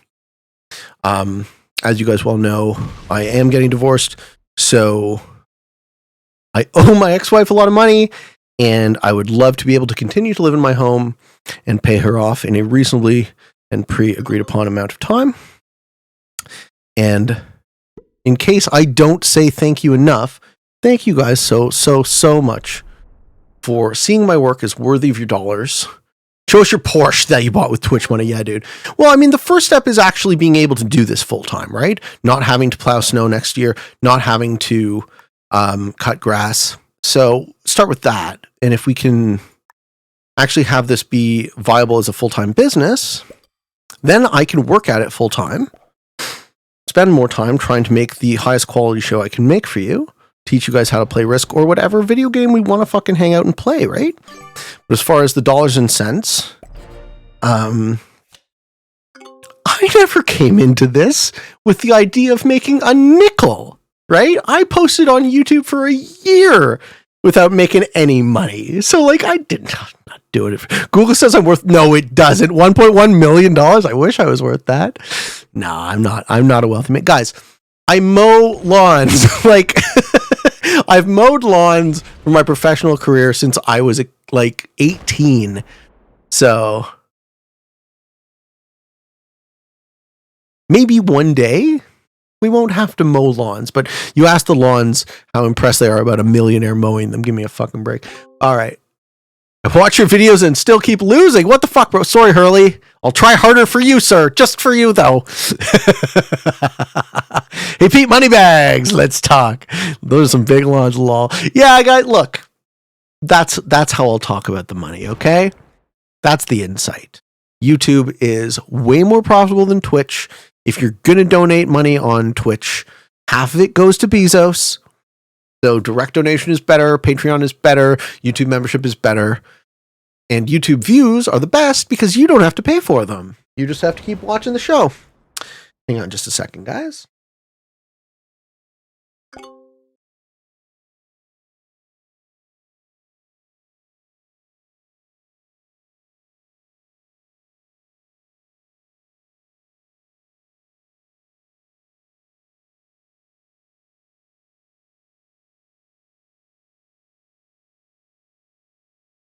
You want a great example?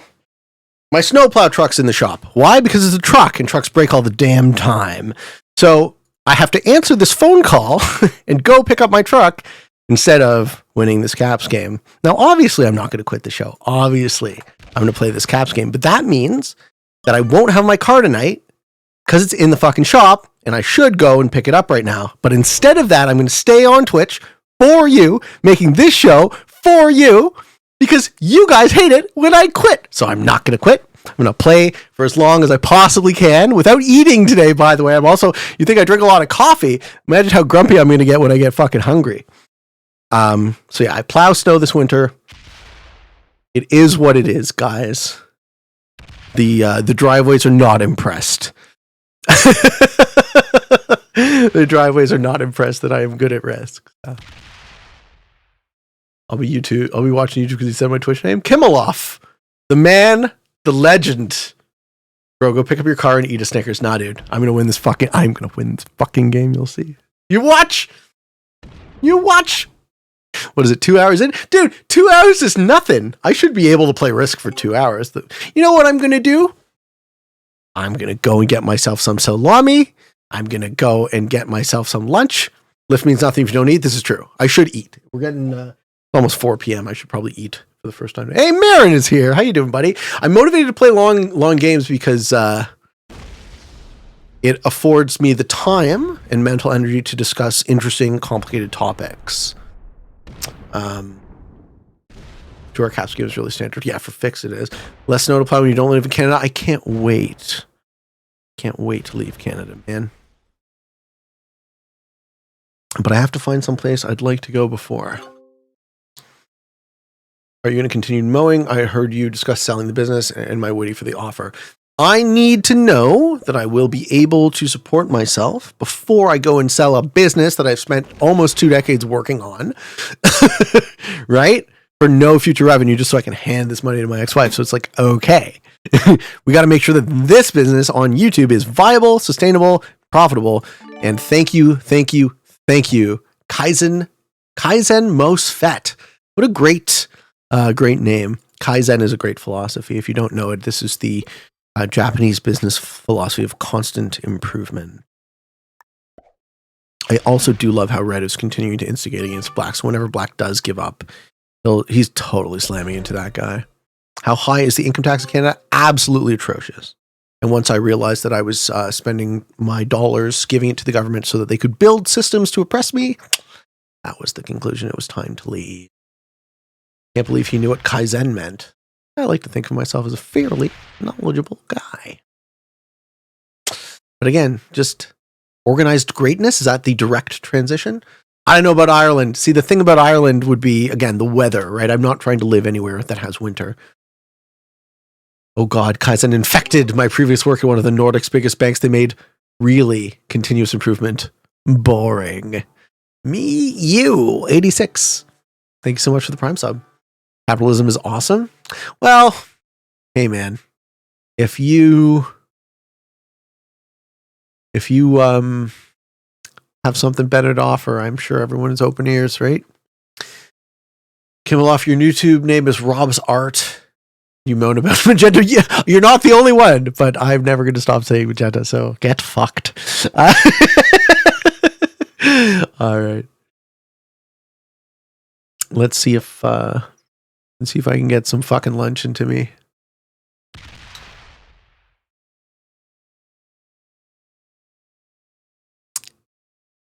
JK says there's no winter or snow in Finland. We swear. Yeah, I trust you. I trust you as far as I can throw you. The war between red and black will end badly for both of them, and I think I get second to white is my guess of how this game ends.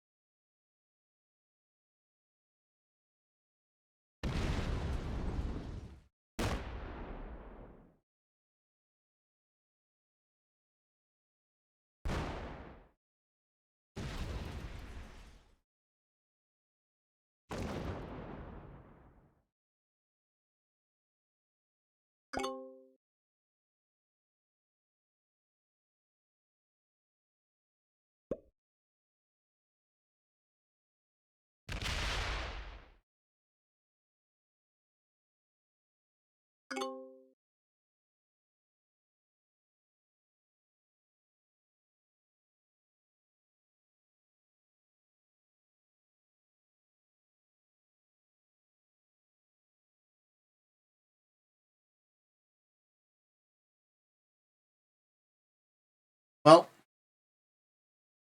least the board looks totally different now.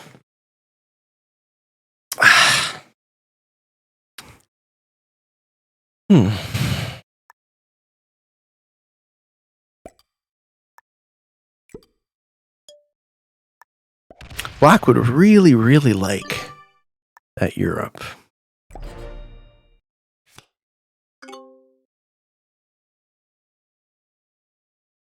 Okay.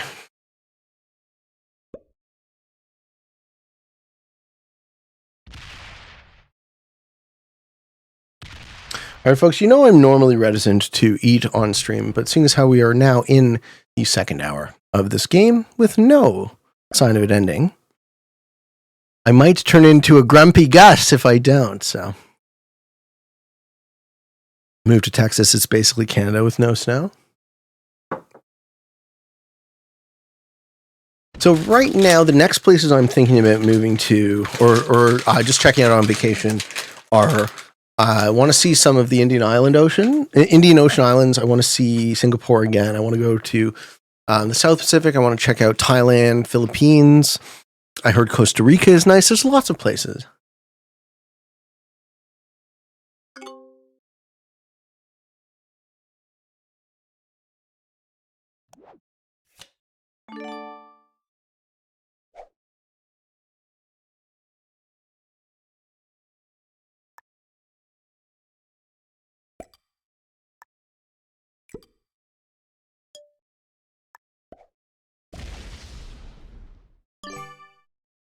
Okay.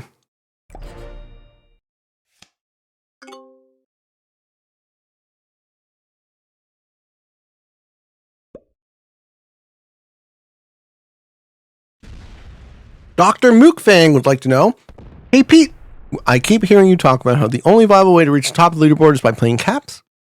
Why is this the case, and what changes to the ranking system would you fix this problem? We already talked about that.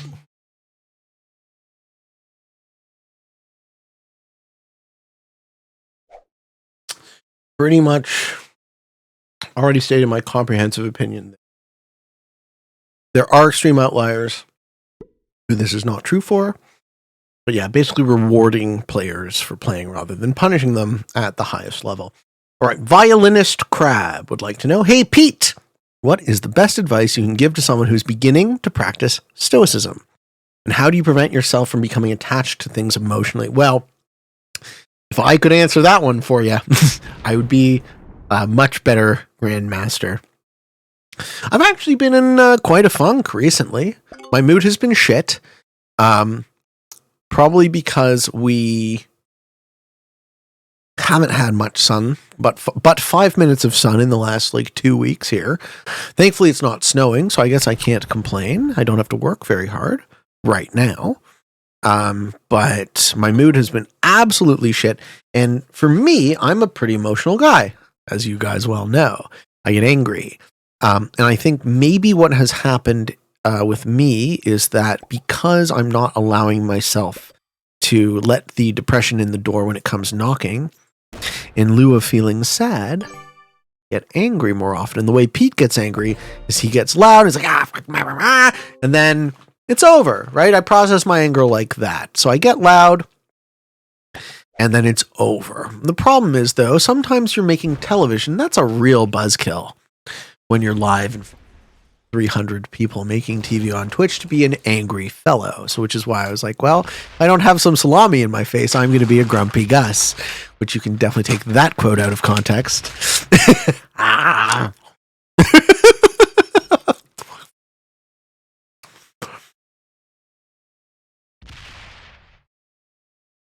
Raising. Do you have an opinion on Canada's MAID system? What's that?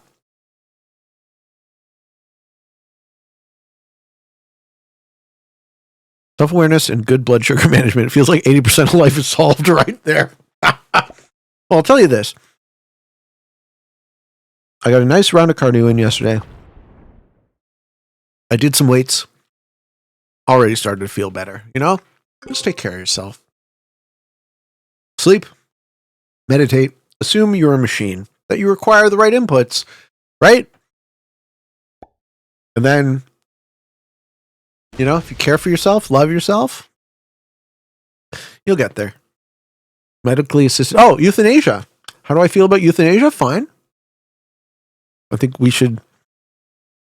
it's fundamentally a freedom issue, right? I think we should have the freedom to decide when we end our lives, if we so choose.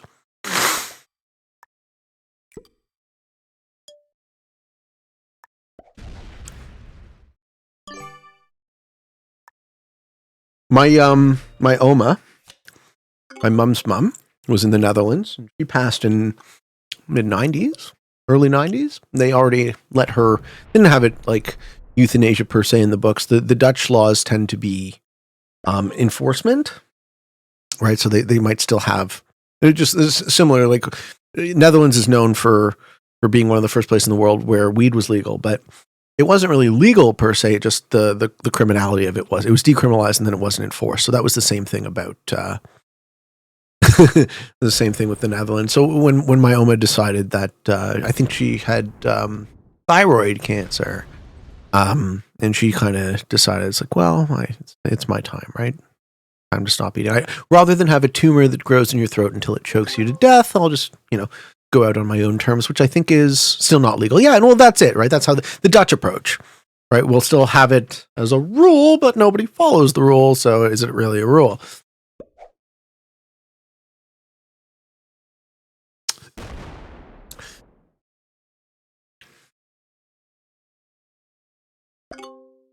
Okay.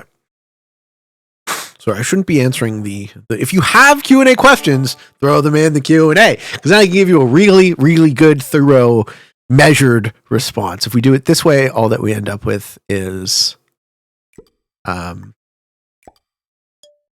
people jumping the line. I want everyone to get their time. Okay. We were talking about Stoicism. Yes! So the rule of Stoicism that I like, and that means a lot to me, is how you feel at any point in time doesn't matter nearly as much as you think it does.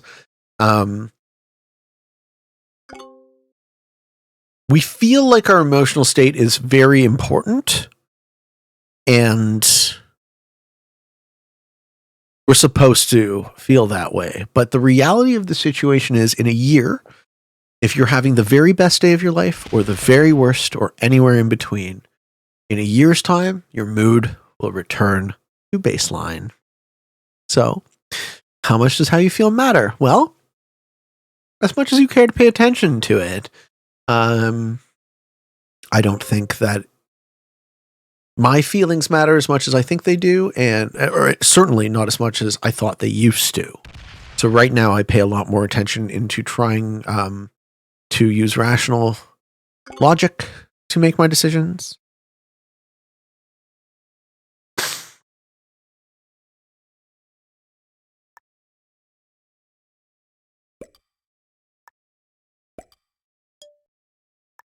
And I do say try because I know we're all animals. I don't hold myself to an unrealistic or special standard, but that's what I would say. If you are someone who's beginning to practice stoicism in your life, notice how you feel, and honor it, integrate it. Your emotions are real and they mean something. Don't ignore them, don't be avoidant to them. Notice how you feel, but make your decisions. The point where you get to choose the one place, this is a basic principle of stoicism, the one place where you get to choose in your life is how you react to circumstances and feelings. So if you are free at all, you are free to choose what you do about how you feel. You may not be free to choose how you feel, but you're free to choose what you do about it. Okay? That's a great lesson. Don't let your emotions control you. I still better be getting my karaoke redeem. Ivan, I'm glad you're still here. You are getting the best karaoke redeem in the history of Risk, but we are 2 hours and 20 minutes into this game, and we are nowhere near the end, so we shall see. Feeling better, though, that I'm eating this sausage. What's the song? Hadaway's Epic.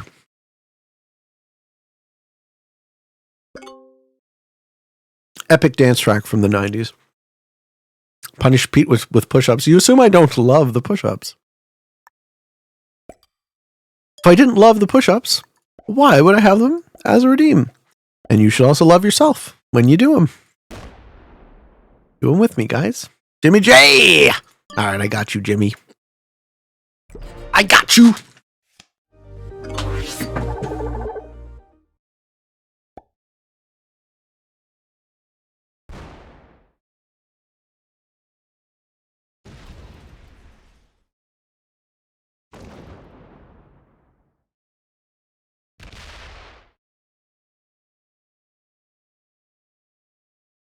And a lift redeem? Oh my goodness gracious. And a stretcher?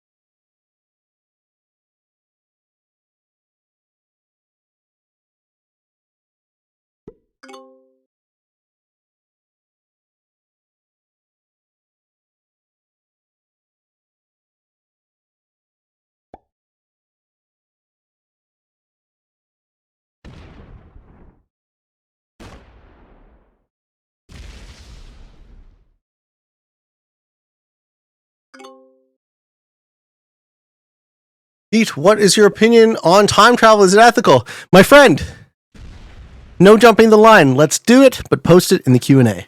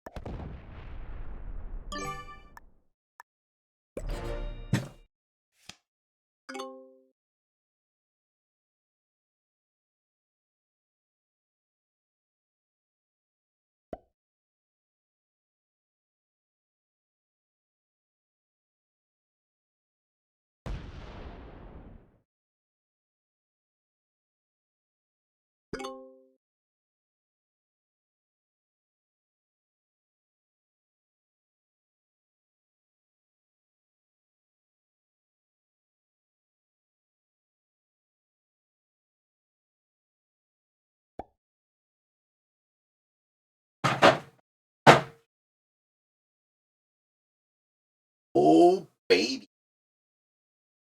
Damn. Pew, pew, pew. Ah, the stupid Flex Redeem. I think I'm going to kill the Flex Redeem. It's too showy. It's not really about... The whole point is just to take care of yourself, not to impress anyone with my fucking incredibly mediocre physique. Okay.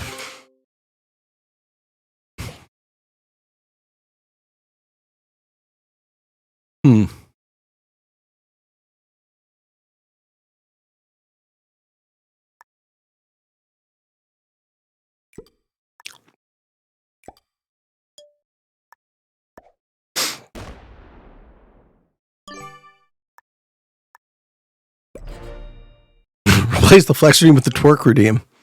I don't know, man. Stove has really been trying to get me to do that. I wouldn't dream of twerking if Stove wasn't on stream. Okay, we're hitting 45 stacks now. Okay, we're hitting stacks. We're hitting real stacks.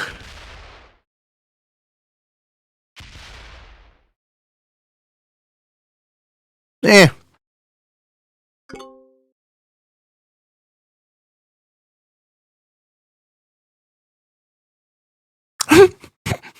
Replace Flex Redeem with the Schlong reveal. Got him. That's great.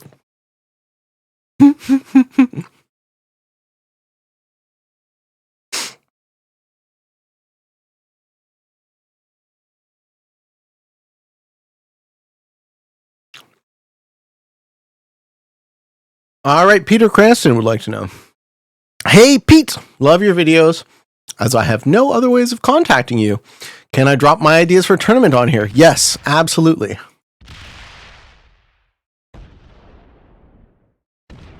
We're all here for the discussion, guys.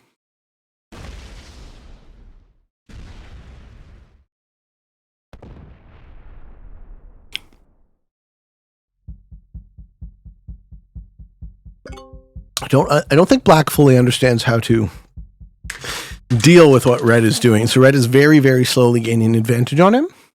Oh shit, my boy Stumpito. How you doing, buddy? How you been?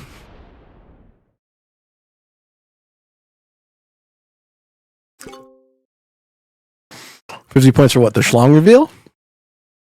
We can do better than 50 points for the Schlong reveal.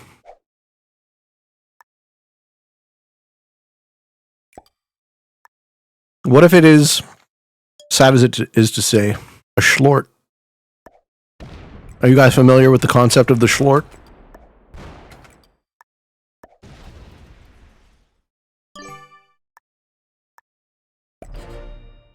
As I've always said, everyone has a number. Yeah. And anyone who says they don't are kidding you or themselves, or both.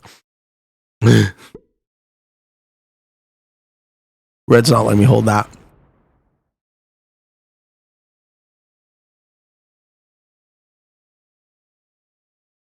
No way.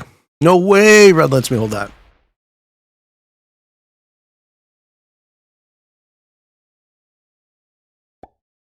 Okay. Red's let me hold that. All right.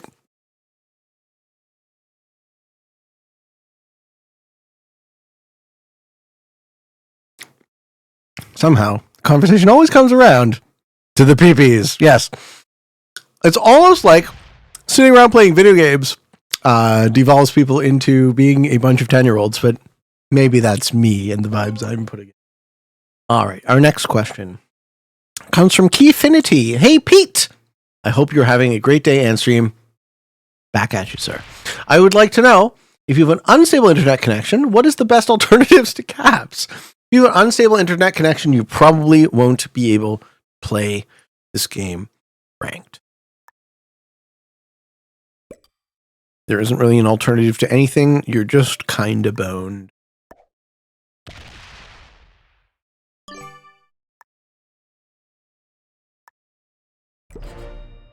I don't know. Maybe someone can help us with this. I don't have bad internet on my phone. I never disconnect. I'm almost never disconnected at home. So what is it? Like, if you have bad internet, how do you have unstable internet in 2023? Well, I believe Keyfinity is from South Africa, so they don't actually have consistent electricity, as far as I know.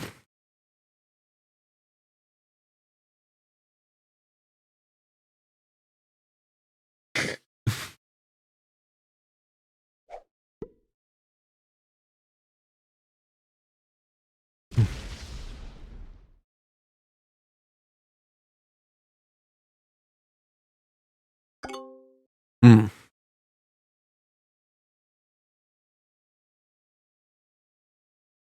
All right, ladies and gentlemen, currently sitting with red player in the lead at 694, followed by white at 677. I am sitting in third place at 643 troops, and black player at 523, desperately trying to hold Europe with middling success. The slog is real, ladies and gentlemen. Slogaholics Anonymous. Very impressed with the patience of all of these players, myself included. Still no bot outs or suicides. Yeah, just chilling. Oh, Pete. Pete has a bonus. Yeah, not for long.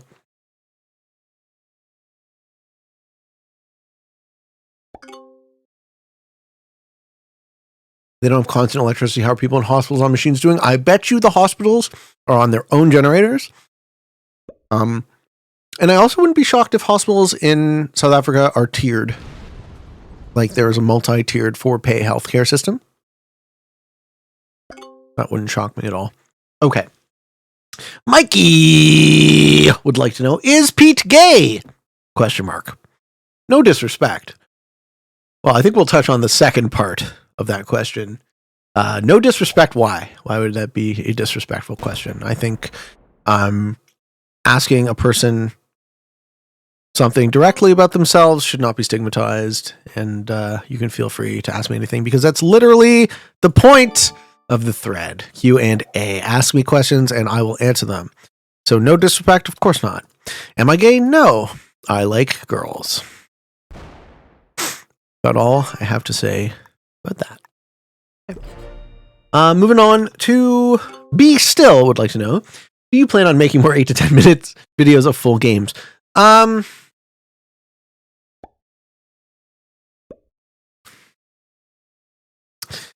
Yeah. I can't edit. I have no skill with it. And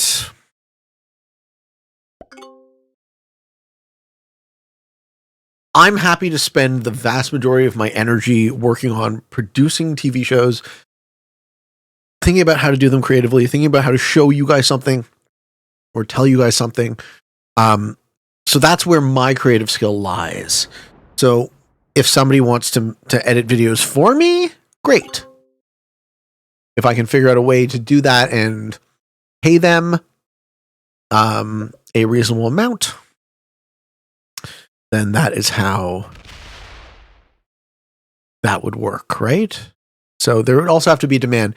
There's like a 60-40 split in my, when I asked people, at least amongst, might be a non-representative sample, but amongst the people who responded to the question, I made a community post on my YouTube, and I was like, how much do you guys like edited videos versus what I generally do is just post long form, unedited stream of consciousness type conversation.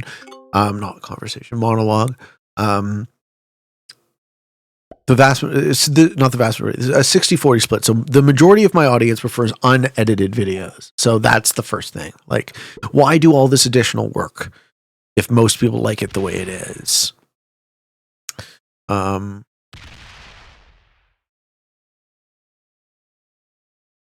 Wouldn't mind seeing a deeper dive into the Master of the Map series. Right on, man. Can do that.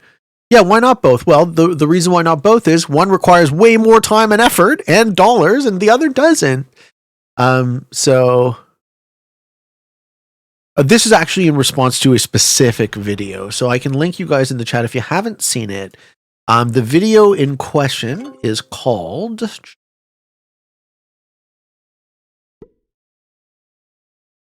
What is it called? It was edited by Parlox, who I'm really, really grateful for all the work that he has done over the years. Was it more than a month ago now?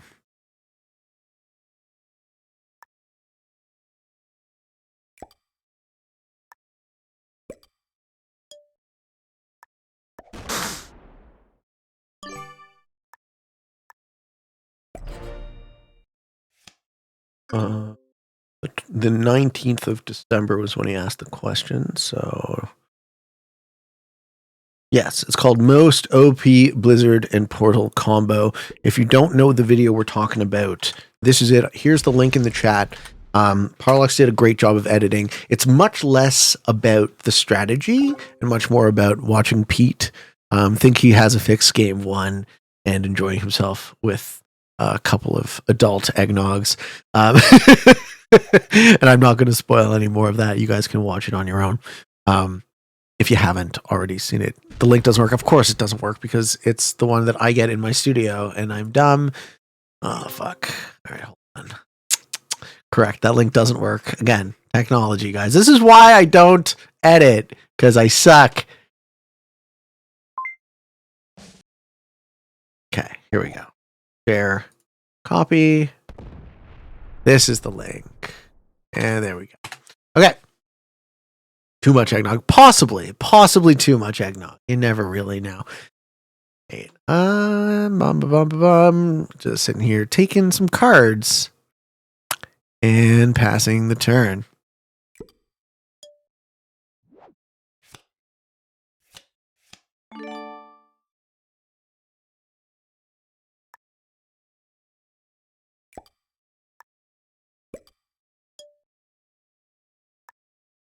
Almost at the 700 troop threshold, ladies and gentlemen.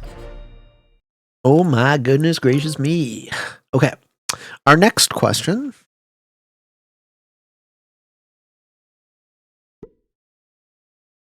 If you want to, sorry, little Lucy, if you want to ask questions, you throw them up in the Q&A. I don't want anyone jumping the line. So Q&A on the Discord is how you get questions answered. I can't catch everyone in my Twitch stream asking, and we still have people who have posted. Oh, yeah, welcome in, guys. Thank you, Chainfire, for the tier 1 sub. Thank you so much. Chainfire, let's go. What do you mean? Of course I said I like girls. We already discussed I'm a 10-year-old.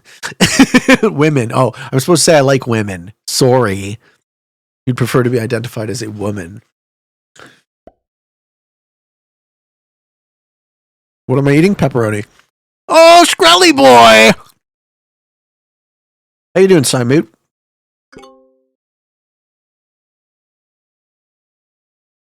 1,000 biddies. This is for Kilted. He doesn't get my money.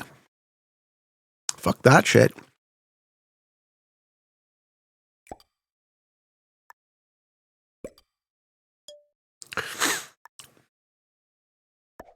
Fuck you, Pete. Buy me food. Bro, you owe me for that coffee. And then you don't get the nerve to fucking tell me I have coffee that's anything other than the most delicious coffee you've ever had. Said I have feminine coffee or some shit. I owe you for nothing. I owe you for nothing. Get fucked. There, I said it. This is an honor. Chain fire. Your coffee is so girly. Oh my lord.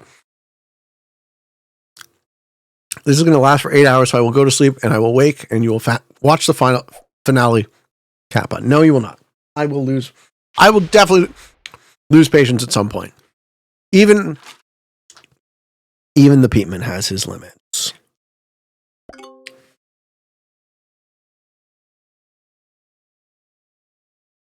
Want to do another stretch, Fetchy? What didn't we get to? We can stretch a little more. That's a nice pepperoni. Don't turn it into a dick joke. They already have, my friend. They already have. Okay.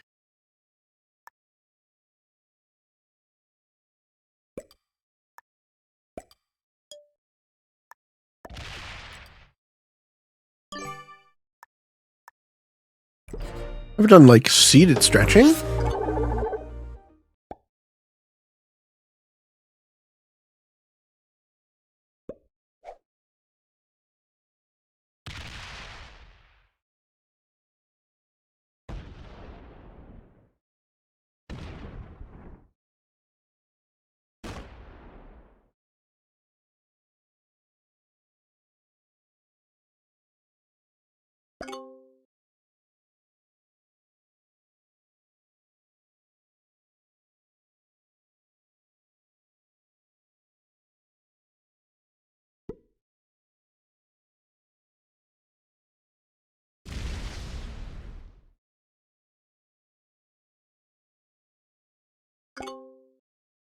Or push-ups?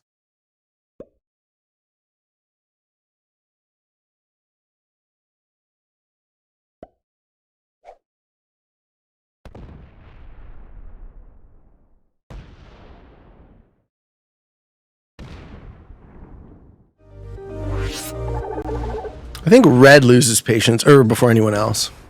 And white will not abide me having North America.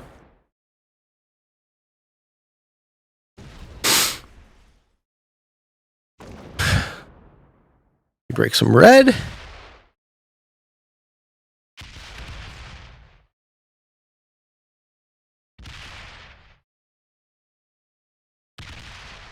Dude, hit that capital.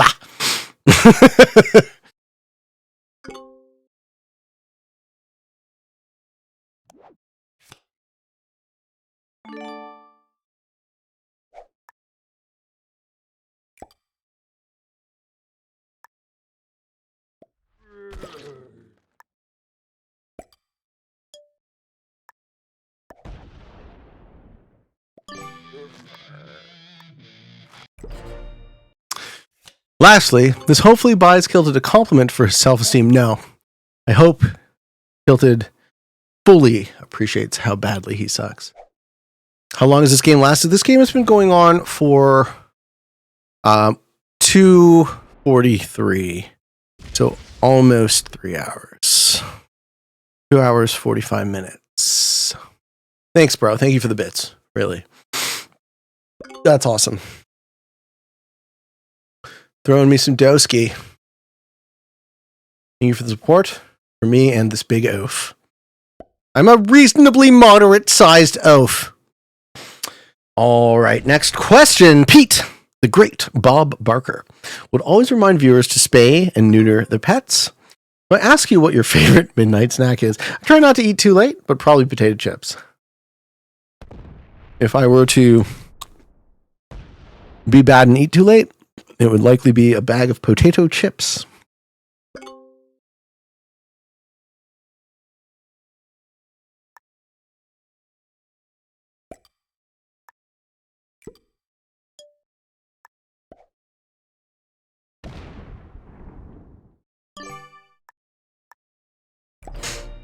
Turbo Knight 1 would like to know, what is the power of Japan on the classic map? Japan is the most out-of-the-way place you can possibly be on the classic map, pretty much. It's separated visually because it's an island. It's in the least valuable continent because Asia, although being worth the most in terms of number, numerically, it's the most valuable continent. But in terms of being the one that you're ever likely to hold, it's the least likely, which makes it the least valuable because it doesn't really exist as a continent in the same way that the other ones do.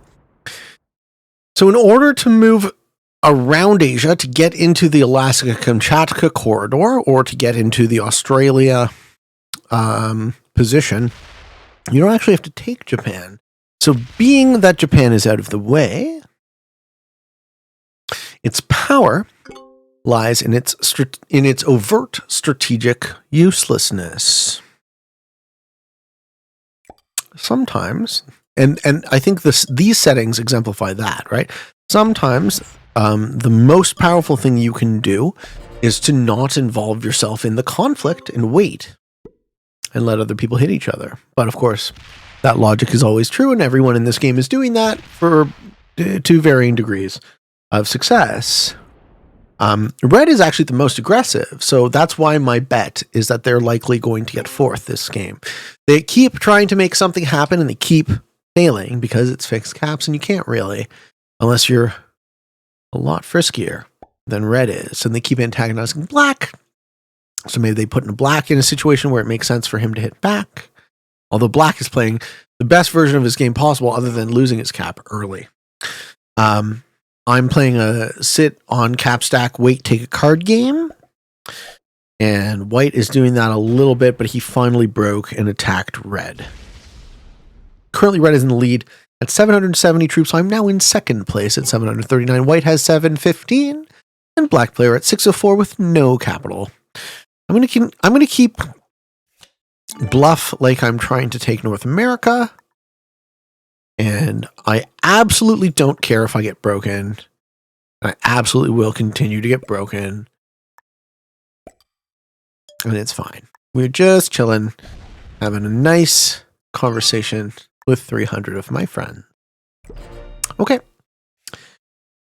Our next question is from Keyfinity again. Will there be a Kill Pete championship? And who will be the champion of the server? No, I am very, very happy and motivated to be a part of the greater Risk community and help grow Risk, grow the tournament scene for Risk. I don't need an ego project. I don't need something about me.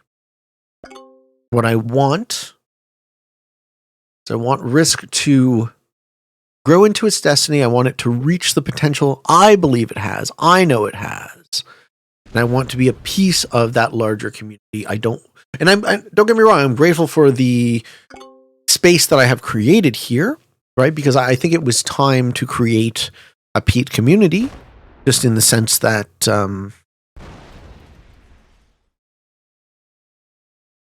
it was inevitable, right? The cult of personality of a celebrity had built around me, and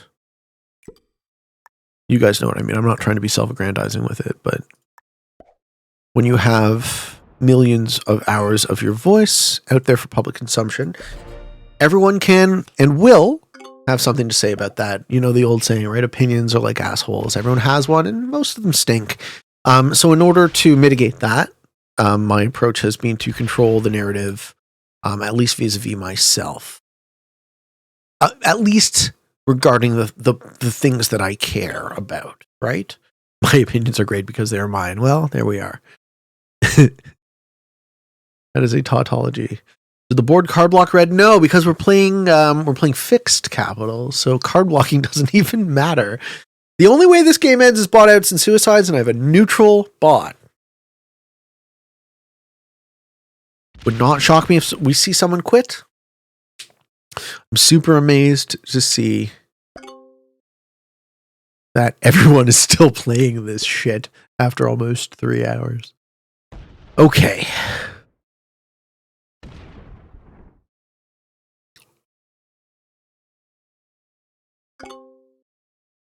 Now Red is switched to antagonizing White.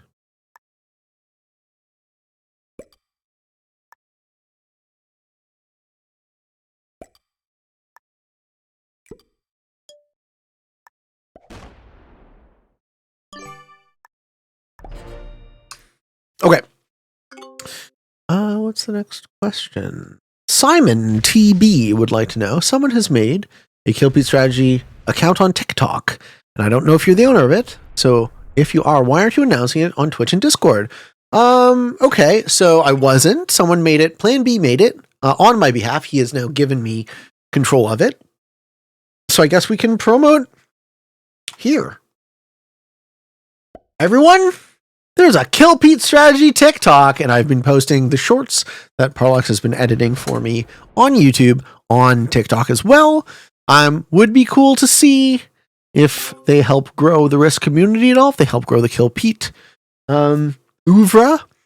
Last video, Why Losing is Good, has 236 views. It's TikTok. I don't know. I don't really use TikTok, right? I'm an old man. But we got some followers. And I'm going to keep posting the shorts as they come in. There you go. Kill Pete Strategy TikTok. Go check it out. That's what I'm TikToking about. Okay. See, here's what happens is these guys are waiting for me to stop being able to take cards and then piss someone off.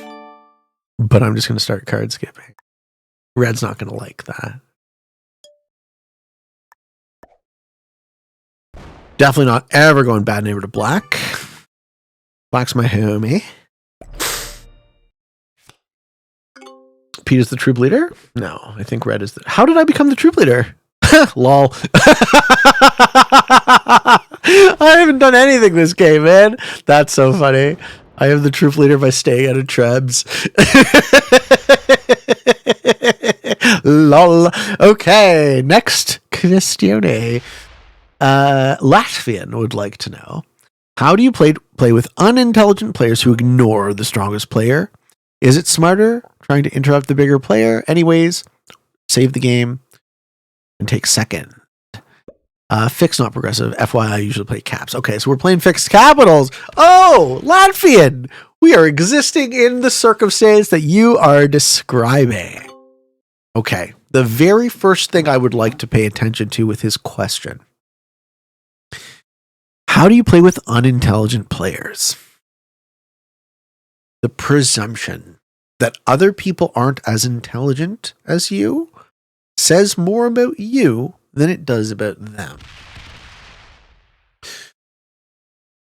Just because someone isn't playing the way you want them to be, or think they should be, doesn't mean they're wrong, and it certainly doesn't mean that they're an idiot. What it does mean is there's a disconnect between what you are seeing and what they are seeing. They are living in a slightly different reality. And one thing I touched on earlier on in the show that we can reiterate is that...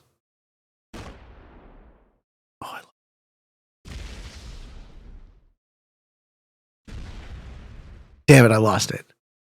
I'm starting to get tired, guys. You know I don't usually work for 3 hours in a row, so trying to talk for 3 hours is actually starting to drain on. What were we talking about? How do you play with unintelligent players? So the presumption that other people aren't as intelligent as you is an ego-based statement. What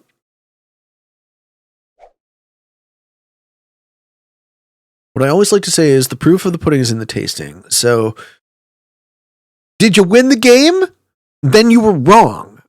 Right? If you didn't win the game, the actual outcome is the only thing that matters. If we're talking about a competitive game, right? The proof of the pudding is in the tasting. Did you win the game? Because if you didn't, your read on the situation was wrong. We don't care about the game that should be. We don't care about this model of the game that exists in your head. The only thing we care about is what occurred. What actually happened. Did you win? Then you're wrong! By definition. That's kind of my... That's my whole spiel on that. Right? Under the Gun linked me a book once called Playing to Win, and it talks about the scrub mentality. And the idea that the way the scrub approaches the game is creating a sub-ethic where this is the right way to play and this is the honorable way to play and this is the cheap way to play. Here's the thing. If it's a legal way to play and it wins, then it's correct and there's no other way to define it. If it's an illegal way to play, then it's cheating. But creating this additional sub-ethic because you don't like something, that's a bitch attitude, man. Cosmic Cowboy sent that book? Yeah, so I sent it to him. So this is from Under the Gun originally, Marin. But it's great. It's a great book.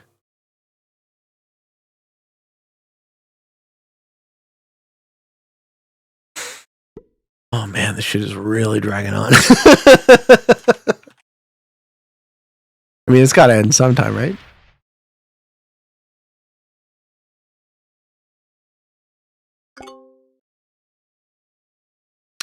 Right? Right, guys?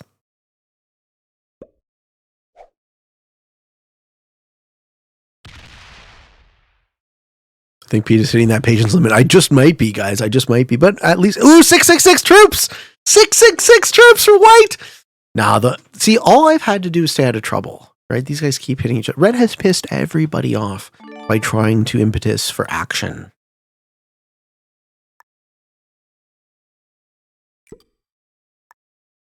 All I have to do is nothing. And inevitably, we'll see those big stacks crash into each other.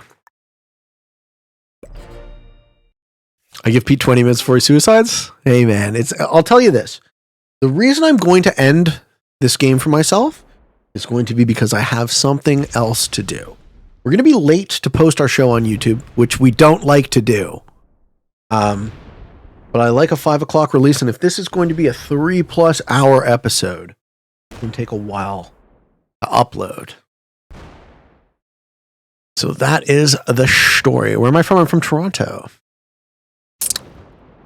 I'm not going to pick up my truck. I've already missed it. They close at 5.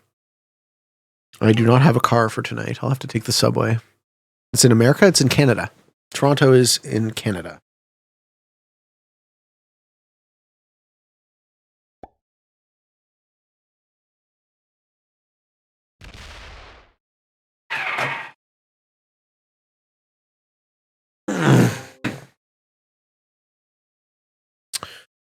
Can always get an Uber. Nah, I think I'm just going downtown to hang out with my friends for dinner. So, would also like to know where, though.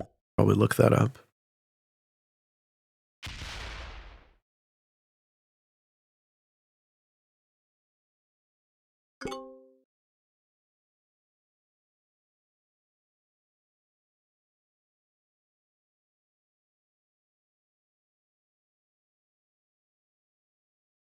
A place called Beer Town. What a great name for a business.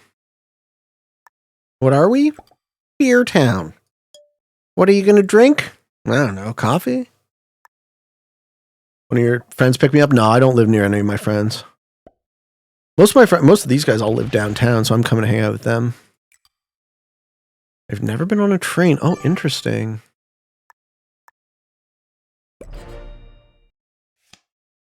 Now we don't know where to find Pete tonight. That's true.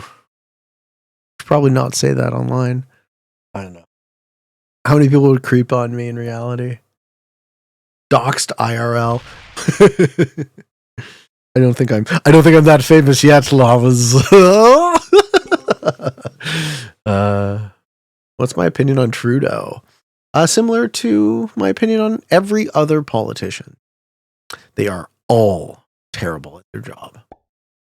I feel the same way about Trudeau as I feel about every other elected representative in the entire country.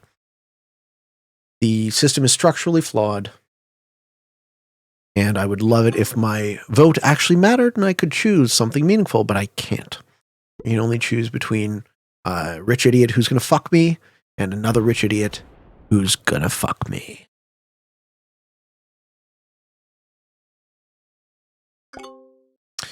Can we admit that Trudeau is exceptionally douchey, though? No. I don't play this game of one color team being better than the other. They're just a different color. You might like them, you might not like them, but you're kidding yourself if you think it's a meaningful difference. And this is actually another one of those big things that I stand for, and I can go on and on and on and on about.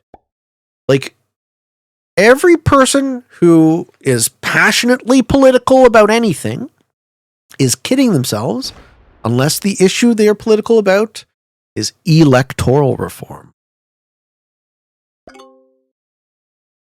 The only issue that matters. Until we can talk about how to change the structure that we are governed, we are enslaved. And we will remain enslaved because it's let's fight this team with this team, and then this team comes in, let's fight this team and be stupid and keep making sure that nothing ever changes except rich people get to stay rich and you get to stay a slave. My wife won't let me enter politics because I don't believe in democracy as it's exercised. Bro, your wife gets to let you do things? Ugh. Yeah, I don't believe in democracy as it's exercised either. It's a fucking lie. Black is on the team to card block me. That seems fine. I don't actually care if I'm card blocked. I can sit on these 2 capitals and just stack forever. I ran for government also, folks. This is something that I like to bring up. I ran for government in the town of Markham, now city of Markham. And what I was happy to advocate at the time, which is something I'm still happy to advocate, is the online voting, right? So I think we should be able to vote using the internet, which is an intermediate step to voting on your phone, which is an intermediate step to getting these fucking criminals out of our lives and stop paying our fucking tax dollars to make sure that they stay rich and they get to write the laws that control us, right? We should all be able, if we are pretending to be free at all, we should all be able to choose this as our representative because it's in your pocket all the time. And if you care enough about something to vote on it, then you vote on it. And if you don't, then you don't.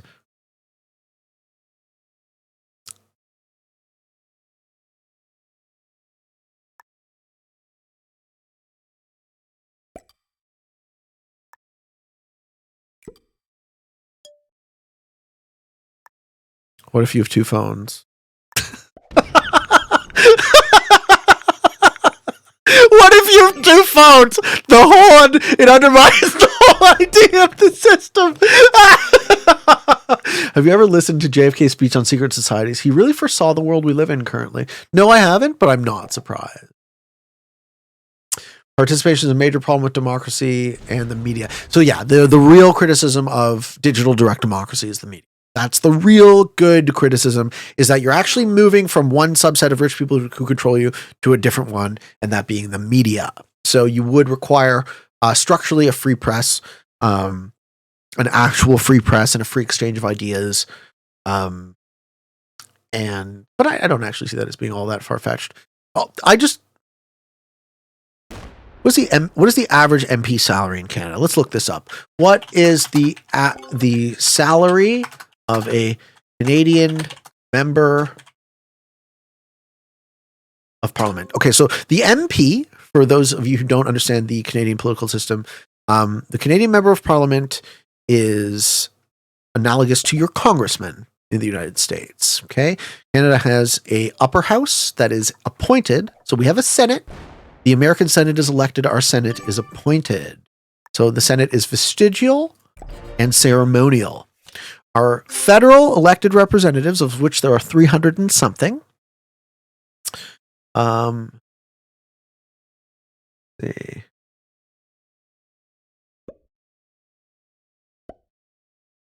don't want from 1985. I want fucking today's numbers. The basic MP salary is $182,600. Okay, so let's multiply that by 300, which I think it's more. I think it's like 315 or so. How many?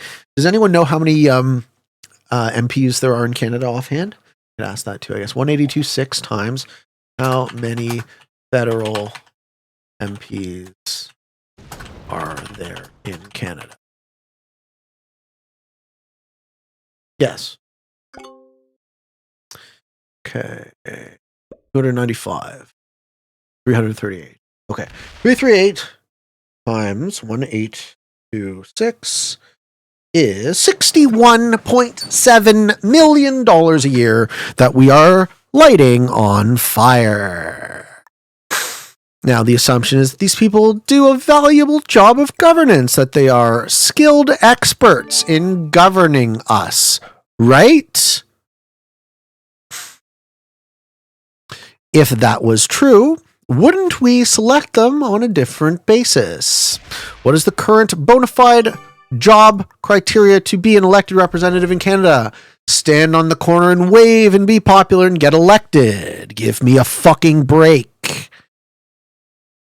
It's peanuts when it comes to governments lighting shit on fire. Correct. Our government continues to light money on fire. You know why? Because they're not elected on any sort of bona fide job criteria. They're not elected on skill of governance. Red is finally figuring out how to win a fixed caps game.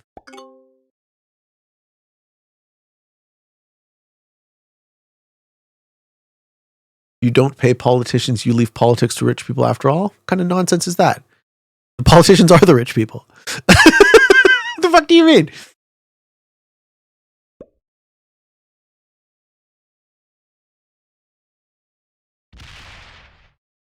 So now we're also starting to see the effect of the blitz slider being broken. So you just saw Black hit a 1 off of his 400 and something and lost 3 troops. A 448 v1, Black just lost 3 troops on that.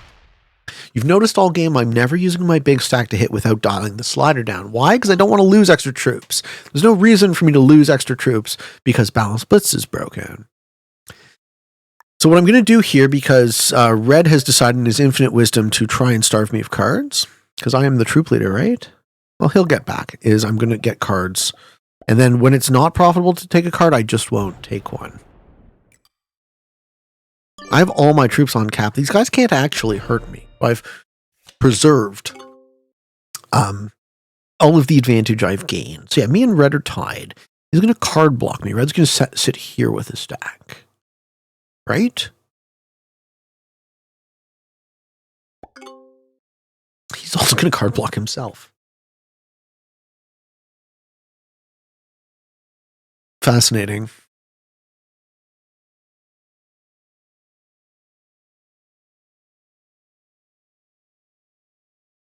Smack a few of those red stacks. I will when I'm ready to leave. When I'm ready to leave the game, whenever that time may be, I'll leave on my own terms. And unfortunately, that means I kill Black because that will give me a higher placement, right? I can profitably kill Black because he's all off cap. So I can guarantee third already. I'd like to do better. I'd like to get second or first. But we'll see. Oh yeah, I know it benefits me. I'm not trying to accrue incremental value. I'm trying to wait for bot outs and suicides.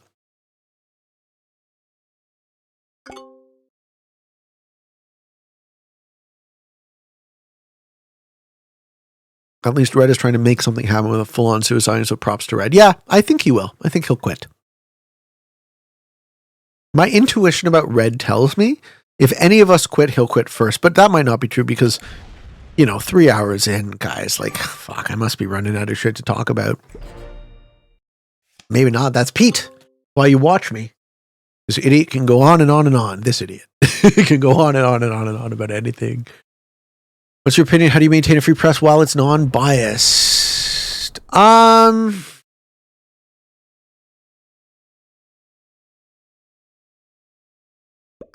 Using the same sort of system of wiki formatting, right? Like, you wiki format the news, have everyone be able to change and edit everything so that consensus opinion is kind of established by osmosis. So there's no actual true authority, right? All decision making is distributed and all knowledge dissemination is distributed, if that makes any sense.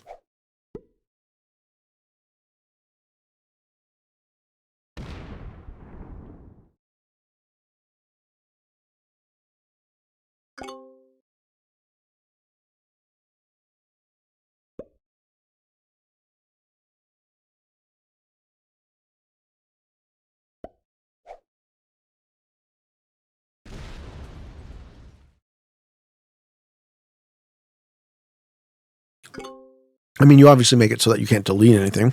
You could change everything and have a change log.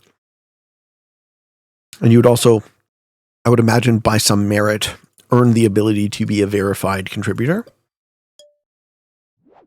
If your work was shown to be consistently non-biased, right?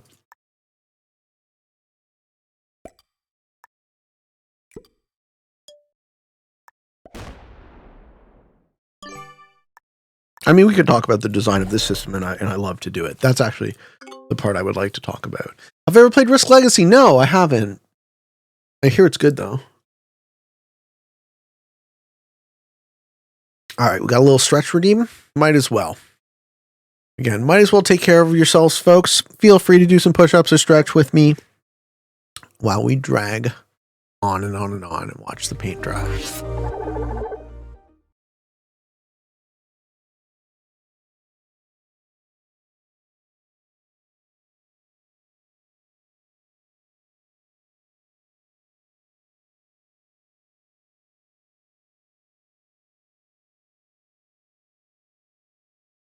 Oh, do we see a bot? Bot.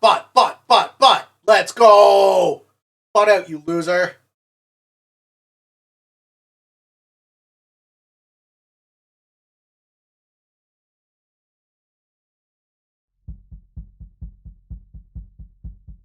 Disconnect. Oh, baby.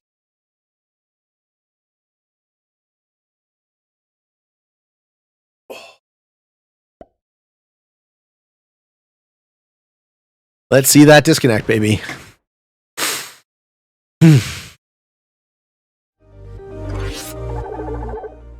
Fake bot out. Fake bot out doesn't work so well when the old Peepman designs the setting of the game for neutral AI.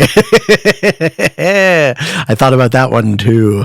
No way you're fucking disconnecting on fixed caps and winning the game. Fuck right off with that shit. All right.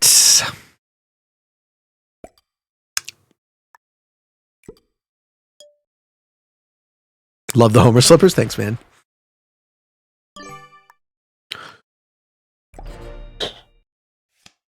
I'd rather have several exciting quick games over one long boring. Oh, absolutely. Absolutely. Hurley, we're using these settings to afford me the mental space to have a conversation, focused not on the game, but on everything else that I've been talking about for 3 hours. And we're kind of running out of my mental energy there. So pretty soon, we will reach the end of my ability to continue. So where did we end with the questions? We ended with Latvian. Yeah, I talked about TikTok. Hey, Pete, have you ever read Dostoevsky? No. So I am not the best reader. I can listen to books a lot better than I can read them. The idea of reading translated Russian, that would be very, very challenging for me. I've heard good things about Dostoevsky, but as far as that being work that's accessible to me, no, it just isn't. It's not the way my mind works. I don't learn by reading very well. I can only read for short periods of time.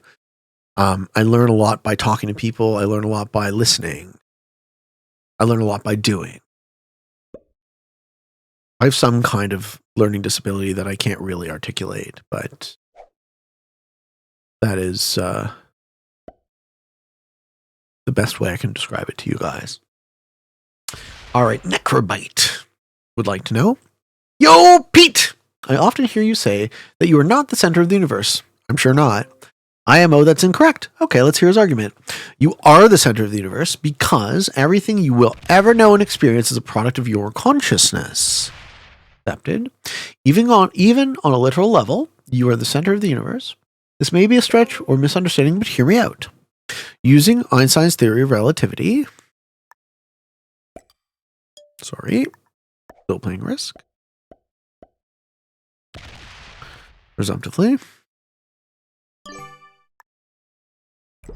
Using Einstein's theory of relativity, I could claim that I stay absolutely still and the universe moves around me.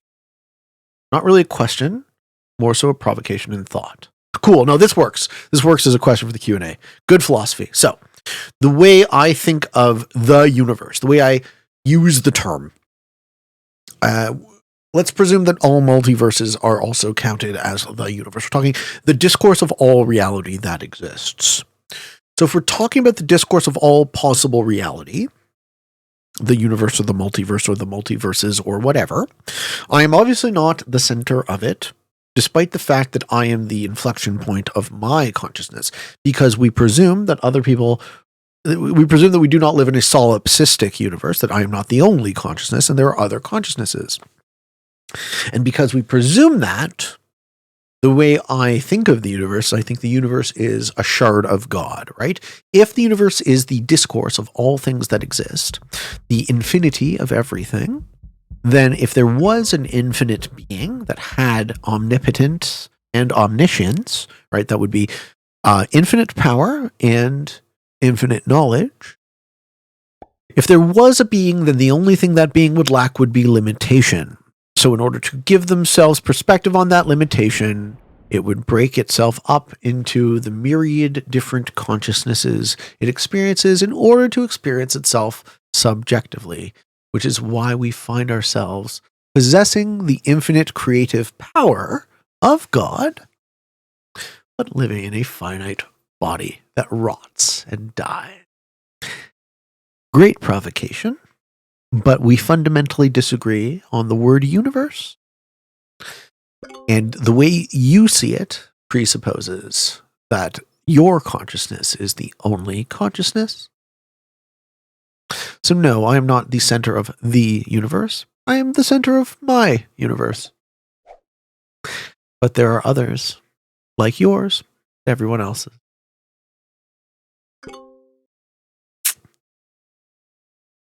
Okay.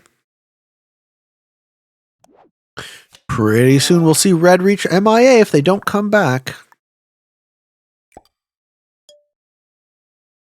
Can trade with Black.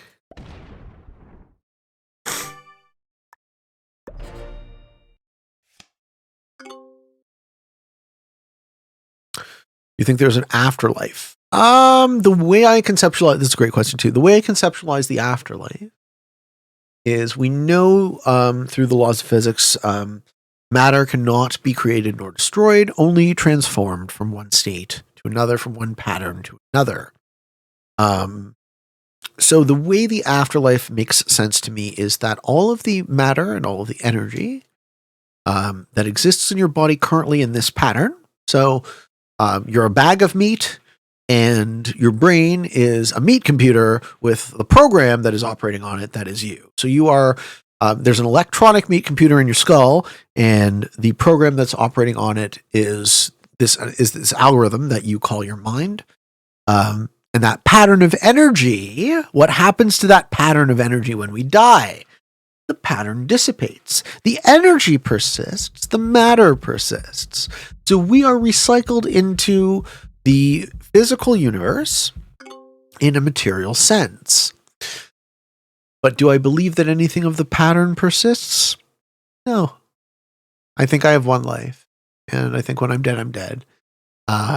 And my legacy, whatever that small impact may be, that 4.4 million hours of people listening to me talk, that is all that is left. And that pattern propagates. But it also dissipates progressively over the generations, right? How does the saying go? You die twice? Once when you actually die, and finally when the last person, and finally the last time your name is spoken. That's how I think about it. Oh, MIA is 10 minutes. It's not turn-based. It should be turn-based. It's MIA.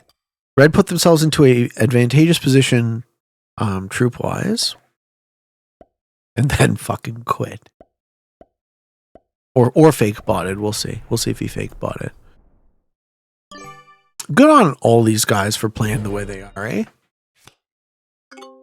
As soon as he goes MIA, we're top 3, and I can suicide into Black and take second. And I will, because I'm not going to play this game for another multi-hours just to get second anyways, right?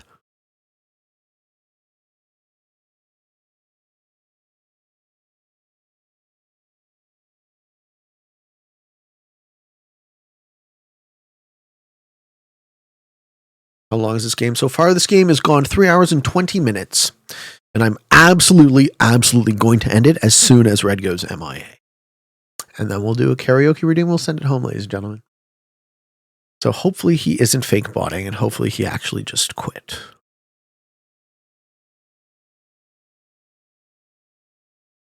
I'm going to lift redeem from Jimmy J. All right, I'll hook you up, Jimmy. If you guys happen to have weights around, feel free to join in.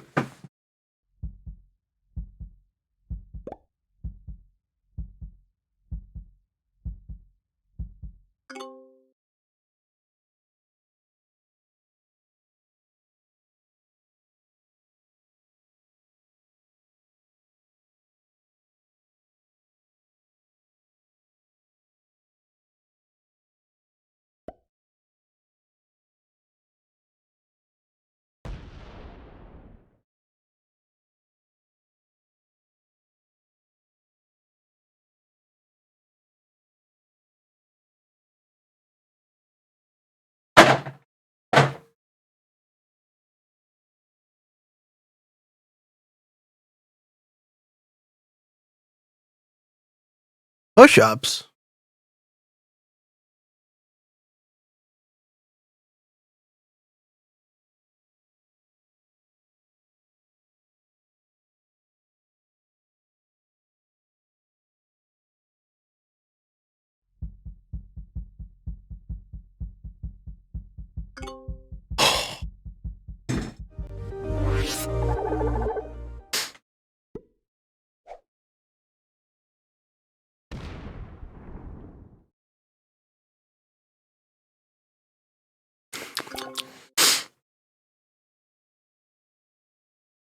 And Black made a bit of an error there by opening my cap.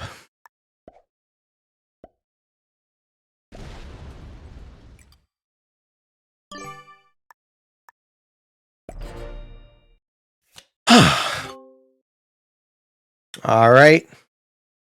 Red player posthumously reaches the 1,000 troop threshold.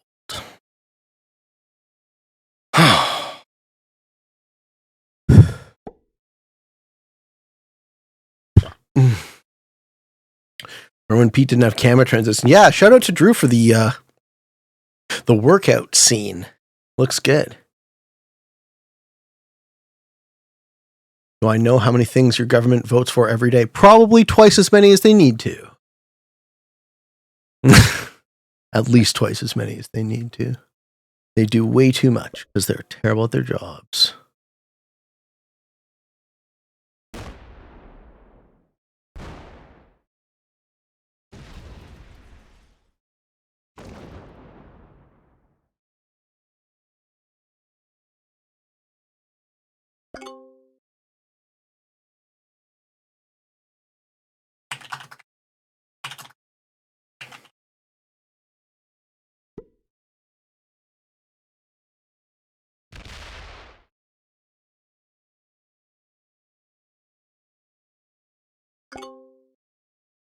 I'm going to feel real bad when I fucking ruin Black's game, but I have to take second. Can't just keep this game going.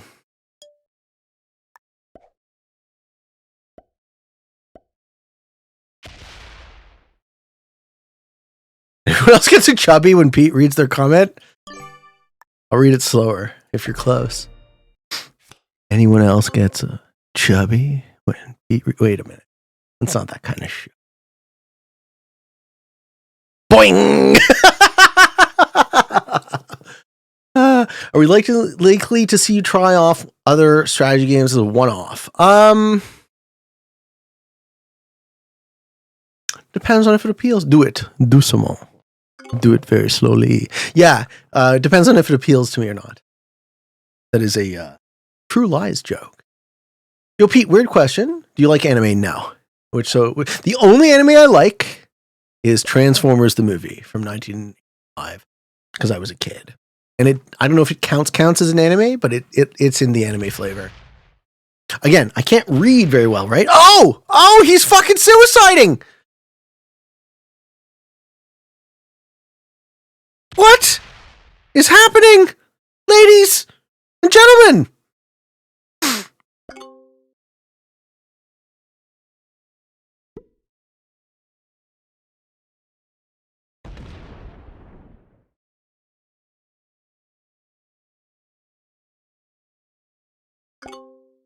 Didn't expect that.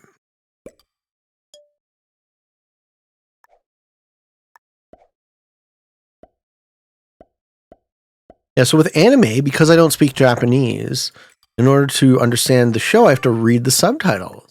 Or I could, I guess, watch dubbed versions. I don't really watch cartoons anyway, so it's not strictly Japanese cartoons. I don't watch cartoons at all. Sorry. Orson Welles in his best and last role as Unicron. Yeah, that's right. Masquerin knows what we're talking about. Limit to wait, please. No. Nothing actually has changed yet. Because he reduced his own troop amount, but he didn't reduce the troop amount of the actual player who's going to stay alive.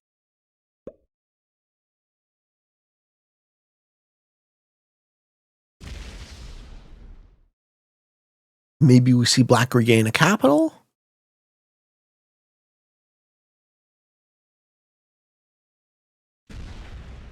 Do I watch subtitles movies? Never. Absolutely never.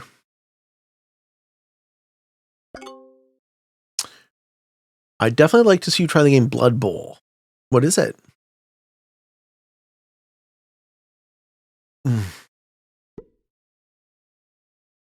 Blood Bowl.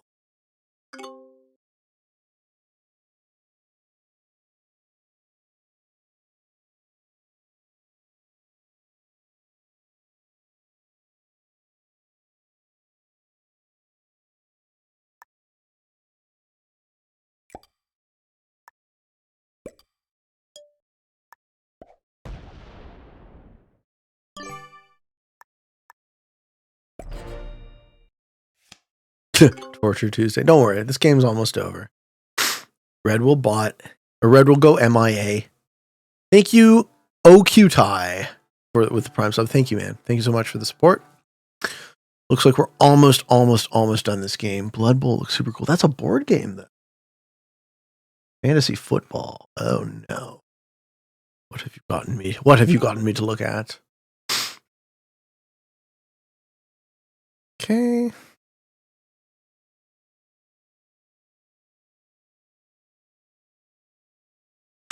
Just waiting for Red to go inactive.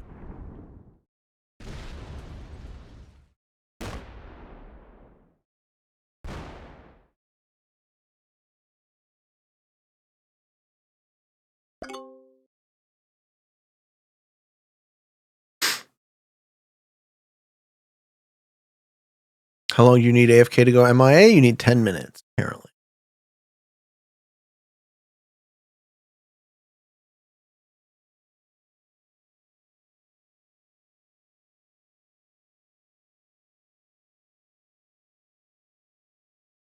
Pete, what do you think about apprehending human or social behaviors from an evolutionary point of view? Say more. Apprehending.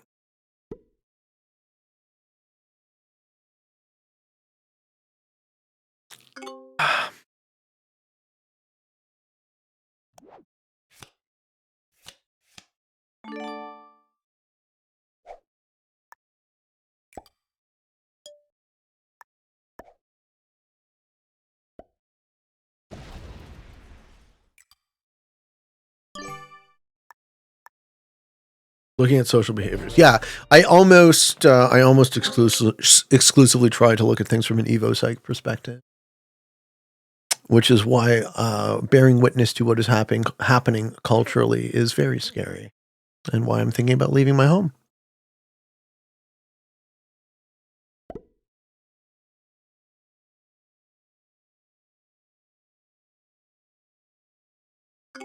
You're correct. He left longer than 10 minutes ago. Yeah, possibly. Whoever predicted in the chat that he might be doing the fake bot out could be right. What happened in Canada? You mean what is happening?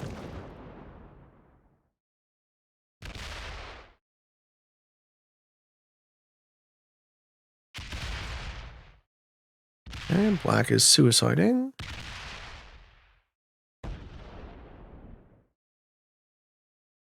Yes, it is. It is absolutely cheating. We talked about fair play at the very, very beginning of the show, and by the letter of the law, disconnect reconnect would be cheating according to their abusing of the disconnect reconnect. I'm moving to Bhutan. No, I would like yes. Okay, we see red bot.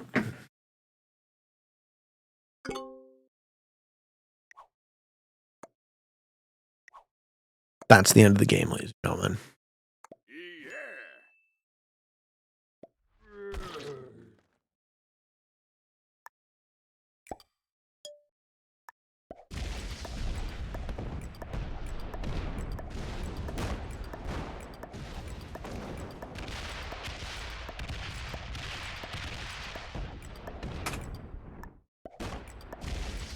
And there you have it. Second place. And this is where the ranking system sucks. Just one example of many. Hope you all enjoyed this video. Hope you found some of it fun and entertaining, maybe even a little bit educational and informative. If you are interested in getting better at the game of Risk, I invite you to subscribe to my channel. Come along the ride with me. I have a daily release on YouTube, and I'm doing a weekday stream on Twitch for the winter. If you are on the fence about signing up for the Risk Discord World Championship Season 1 2023, let me just say, we'd love to have you. You'll have a ton of fun. Come on down to the Risk Discord, sign up for the tournament, join us, have a good time, learn, grow with the community, become a part. And now we're moving on to the karaoke redeem. Thank you, folks. I love you. And for all of you on the path to world domination, good games and good luck.